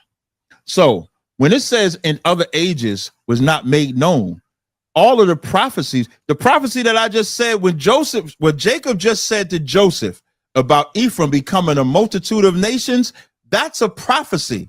The age of when it was known to be fulfilled wasn't made known. during Jacob's time.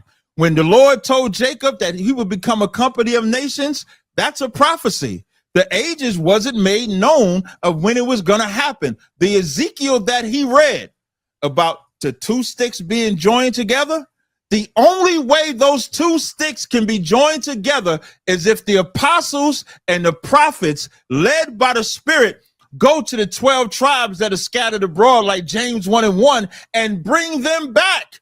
It ain't magic. It ain't magic where the northern kingdom, southern kingdom just magically know who they are, wake up to it, and then now something is being revealed. No, what is realistic is when Christ said, go to the lost sheep of the house of Israel. So what's being made known is that those Israelites that was afar off, that was considered cut off from the promises, like Ephesians 1 says, Ephesians 1:4 says, according as he had chosen us in him before the foundation of the world, that we should be holy and without blame before him in love, having predestinated us unto the adoption of children by Jesus Christ himself. The writer Paul used adoption, and he used adoption in Romans, and he said the adoption only goes to the Israelites. It only goes to the Israelites because the Israelites are scattered in Ephesus. The Israelites are in Rome. The Israelites are in Corinth. The Israelites are in Galatia. The Israelites are in Pontus. The Israelites are everywhere. And now it's being made known because it wasn't known to Ezekiel when it was going to happen, but it was revealed to Paul. It was revealed to Peter. It was revealed to James. Why does James' letter say to the 12 tribes which are scattered abroad? The letter don't say to the world that is scattered abroad, to all the nations that are scattered abroad. It only says to the 12 tribes which are scattered abroad. That's what it says.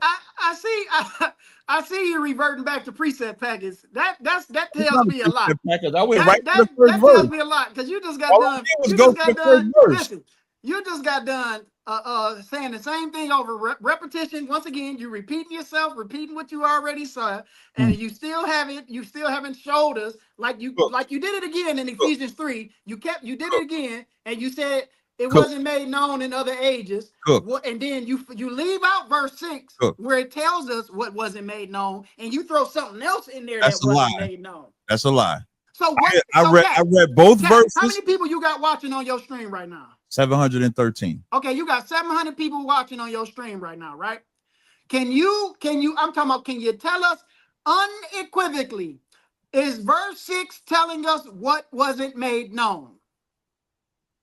Yes, I agree to that. Okay, so if verse 6 tells us what wasn't made known, why are you saying, well, they didn't know when it was going to happen? When verse 6 don't say nothing about when. It just says it wasn't known that this event was going to happen. When you read verse 5 and 6 together, a reading comprehension is a simple class you need. When you read Ephesians 3 and 5, there's not a period at the end of 5. Because I think you even made a point to say this when we was debating the first time, that the letters of Paul were just written as letters. It's only then that the scribes came and then put them in chapters. So when you read it, it says, which in other ages were not made known unto the sons of men, as it is now revealed unto the holy apostles and prophets by the Spirit. There's a semicolon. Then it says that the Gentiles. So these two verses go together. And now, who are verse 5 and 6 go together? So when you said, that's what I'm telling you. You're not telling me. You keep trying to make it seem like verse 6. You keep trying to make it seem like verse 6 is saying it wasn't made known when. The Bible says, the Bible says an unstable mind, right? No, a double-minded. And that's what you are. Because I'm double-minded? Yes. How? I'm gonna tell you, because you keep saying I'm not breaking it down when I can't break it down no better. When I'm saying, I know you admit. Everybody heard him say he don't know he can't break it down no better. Everybody heard him. I'm glad you said that, because this don't need to be broken down. This is remedialness now. You showing remedialness now. So now in verse 5, when it says remedialness, which another ages even a word. That's time. It wasn't revealed when the other nation, when the Israelites could come back. Okay, Cap, does verse 6 say, does verse 6 say that? Hold up. It was Does only verse 6 say it wasn't made known when? Does verse 6 say that? verse 5 says it. So verse 5 says it wasn't made known when? It wasn't in other ages was not made known. That's what that means. What was it made known? Age, the age. Verse 6. Verse 6 is what wasn't made known. No. See, wait. You gotta make up. Verse 6 is what wasn't made known. You already agreed to that. This is crazy work. Crazy work. In other ages was not made known. You said, does it say in other ages was not made known when? And then I read it, which in other ages was not made known. What wasn't made known? Verse 6. What wasn't made known before you get to verse 6? What wasn't made known was the age that it would happen in verse. Do y'all hear his? So everybody hear his exegesis. Everybody hear his exegesis on verse. They can hear it. Everybody hear his exegesis on verse 5. He said verse 5 is telling us it wasn't made known when. Let me read verse 5 to y'all so y'all can see what this guy is saying. It says, which in other ages was not made known unto the sons of men. So in other ages, something wasn't made known unto the sons of men. But guess what? It's now being revealed unto his holy apostles and prophets. Then it tells us what wasn't made known. So the when is a non sequitur. You don't have to say when. You don't have to throw when in there because when isn't even in view. Once again, you did it again, and you're falling on your own sword. Once again, it's over for thou. If the wind didn't matter, you copied that from is. If the wind, come out with your hands up. If the wind didn't matter, then the word. I got that from Perizzo 1. He got it from is. I don't care who he got it from. I got it and it's working right now. No problem. It's horrible. If the wind did not matter, then ages wouldn't be in the verse. And the whole point of when or the ages being in the verse is because Ezekiel and all the prophets of old was looking for this time. And now the time is here that the Israelites that are scattered can now come back and be partakers of the promise of Christ by the gospel. Because once you get to the promise doesn't go to non-Israelites. Paul, who's the writer of Ephesians, said only Israel gets the promise. Paul, who's the writer of Ephesians, says, if you're not the children of the promise, you are not the children of God. That's plain on tables. Paul, in the first chapter, says, having predestinated us unto the adoption of children before the foundations of the world. So you would have to show me before the foundations of the world where were non-Israelites getting the promise. You would have to show me that. Once again, I know you want to run, but you can't run from me. Right here. Show me. You're trying to get away, and you're here to say, I got you where I want you, and you ain't running, Cap. You did a lot of talking and backpedaling in the last time we did this. You didn't. But I guarantee you ain't got none of them clips of this live. I guarantee you that, right? I'm gonna clip. Listen, I'm gonna clip this Ephesians. I'm gonna look horrible for you. 29. We got clips of you. Listen, it's gonna look horrible for you, Cap, because once again, you just did it again. You put when in there, and when ain't in the text. Age is in there. Age and when are the same thing. No, it's not. No, it's not, Cap. Let's Google. No, it's not. Age and when is not the same. It wasn't made known in other ages unto the sons of men as it is now being revealed. And then it's revealed to his holy apostles and prophets by the Spirit now. And it tells us what wasn't made known in verse 6. What wasn't made known is that the Gentiles is going to be fellow heirs, who you say are Israelites. It wasn't known that Israelites was going to be fellow heirs with Israelites. It wasn't known that Israelites was going to be of the same body of Israelites. It wasn't known that Israelites was going to be partakers with Israelites. Yes, it was. Always been known. They always knew it was going to happen. Verse 5 and 6 kills your whole ideology of the Gentiles, and there's no getting around it. No, it does not. Ain't no wiggle room. No, it does not. No wiggle room. Because when you look at the word Gentile, the only argument you're trying to make, the only argument you can make is that the word Gentile means non-Israelite. That's not the only argument. I'm not even making that argument. Listen, My argument is that it wasn't made known that the northern kingdom, according to you, it wasn't known that all of Israel was going to be a part of all of Israel. That's your argument. No, that's not my argument. That's not my argument. Right. You battling something. You don't even know my. You said you that's want, my argument. I know, Hold on, I, you listen, said that's not my argument. Listen, You I said didn't say that's what you were what saying. is my argument? Listen, I didn't say that's what you were saying. I said that's your argument because you are saying that the Gentiles. Argument. That is, you said the Gentiles are Israelites. No. You said the Gentiles are Israelites. Repeat my argument again. Repeat my argument again. You told everybody that these Gentiles are Israelites. Repeat and according my to you argument again. Listen, you said that these Gentiles are Israelites, right?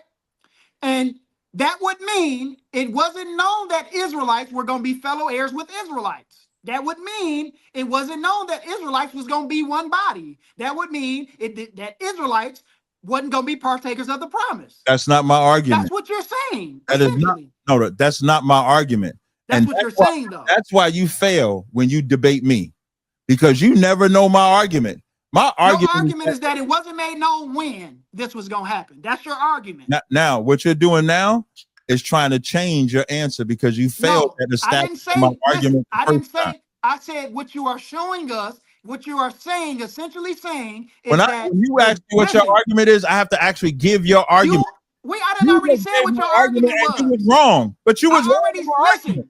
I already said what your argument was. You said it 1,000 times. You keep saying that it wasn't made known when this was going to happen. I've already debunked that argument. Wait, slow down. When what was going to happen? When the Gentiles, or who you say are Israelites, is going to be fellow heirs of the same body. That's your argument. Based on what? Based on verse 5. No, based on Ezekiel and them giving a prophecy. Because what you read in Ezekiel 37, you read that the Lord was going to gather the house of Israel and the house of Judah, correct?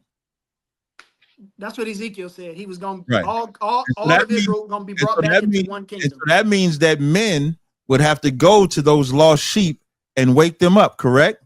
Well, according to Ezekiel 37, it says, the Lord will gather them. So that's you what think the verse says. Wait. So are you saying God going to do it? Not the verse. No, I'm just quoting the verse in verbatim. I'm just asking you, and based on how you read that. Verse, listen, I'm just quoting the verse verbatim. It says, "I will do this. I will gather them." So you think God's coming down here to do it? I'm just saying what the verse says, Cap. That's all. You know why you won't say what it is? Because I'm just saying what the verse says, Cap. Because you cut. That's why. I'm not cutting any. Listen, that's not my argument anyway. Listen, you can't cut me on something that I'm not arguing. I'm gonna just speak since you cut. You're not cutting me on something that I'm not arguing. That's not my point. You can't cut me on something that I'm not arguing. I just said you read Ezekiel 37. It said the Lord gonna gather Israel together back to and make them one stick. The only way to do that, he got to go to the scattered. Somebody got to go. That's why Christ said, go to the lost sheep. That's why James 1:1 says to the Christ's letter to the 12 tribes that which are scattered abroad, not dispersed, that are scattered abroad. 1 Peter 1:1 says to the strangers elect according to the foreknowledge. Even the first chapter of Ephesians says, having before the foundations of the world, we were brought back.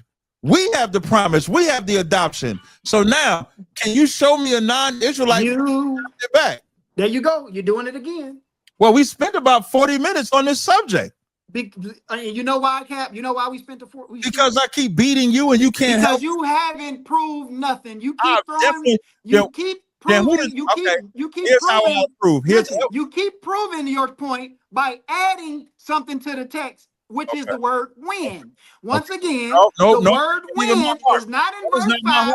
Wait a minute. You were Googling age and when. What happened to that? That is not my harp. When. My harp. That's your harp. That is not. My harp is Ephesians 3:6. The Gentiles. The when is irrelevant. The Gentiles. And here's how you heard say the when is irrelevant? No, don't do that. That was your whole argument. No. When was your whole argument? The when was my argument. 1 second. The when was my argument. The when was my argument when I'm talking about time. What I killed you with was when I read Genesis 48 and 19, which you refused to answer. I asked you, Ephraim was told to become a multitude of nations. What nations did Ephraim become? I'm asking you. I know you want to get away, Cap. No, I know you want to run away. Why you can't answer? When I answer that, listen, I don't have to answer that because that's not my argument. That's not my argument. I don't have to answer that. You brought us here because you believe can't pigeonhole me to something that I'm not arguing. Wait, you believe what's my argument, Cap? Just like you asked me. What's my argument? What's my argument? Here's your argument. Your argument is that it wasn't made known that non-Israelites would be fellow heirs of the same body, partakers of his promise in Christ by the gospel, until Christ revealed it to Paul. That's your position. You see how? What is your position? What is Once again, my position. I started in Ezekiel. I didn't start in Ephesians. My argument is that it was made known that all of Israel was going to be made one. That is my argument. That it was made known that all of Israel were going to be brought back from wherever they are and be made one kingdom, one body. That's my argument. Then I went to Ephesians 3 to show you how Ephesians 3 is not talking about Israelites, because in Ezekiel, he already lumped all of the Israelites together, saying that they were going to be one body. Ephesians 3 said it wasn't known to the sons of men that the Gentiles, who y'all ignorantly say are the Israelites, were going to be made fellow heirs and of the same body. We know that it was known that all of Israel was going to be one body, and that they all were going to be fellow heirs, and that they all was going to get the promise. That is my argument in a nutshell. But I just said what you said. You said, what is your position? I said, your position is that in Ephesians 3 and 6, what wasn't made known is that non-Israelites will be fellow heirs of the same body partake. That is your position. Okay, once again, I just told you what my position was. All you did was bring up told you what my position was, and you quoted something you said something that I didn't say. Are you doing this because what me? I'm not misrepresenting you, because all I didn't include was that you said the 12 tribes of Israel would be gathered according to Ezekiel. That's my argument. That's not your argument. Okay. So you're argument. So you telling me your argument? Wait. So you telling me your argument is not that Ephesians 3 and 6, that those are non-Israelites that should be? Once again, you saying argument? Just tell me yes or no. Once again, my argument is that you can't start my argument from the verse that I didn't start with. But we agree on Ezekiel 37. We disagree on Ephesians 3. I'm only talking about where we disagree. My argument did not start in Ephesians. But that's where we disagree. I don't have to recap what we agree on. My argument started in Ezekiel 37.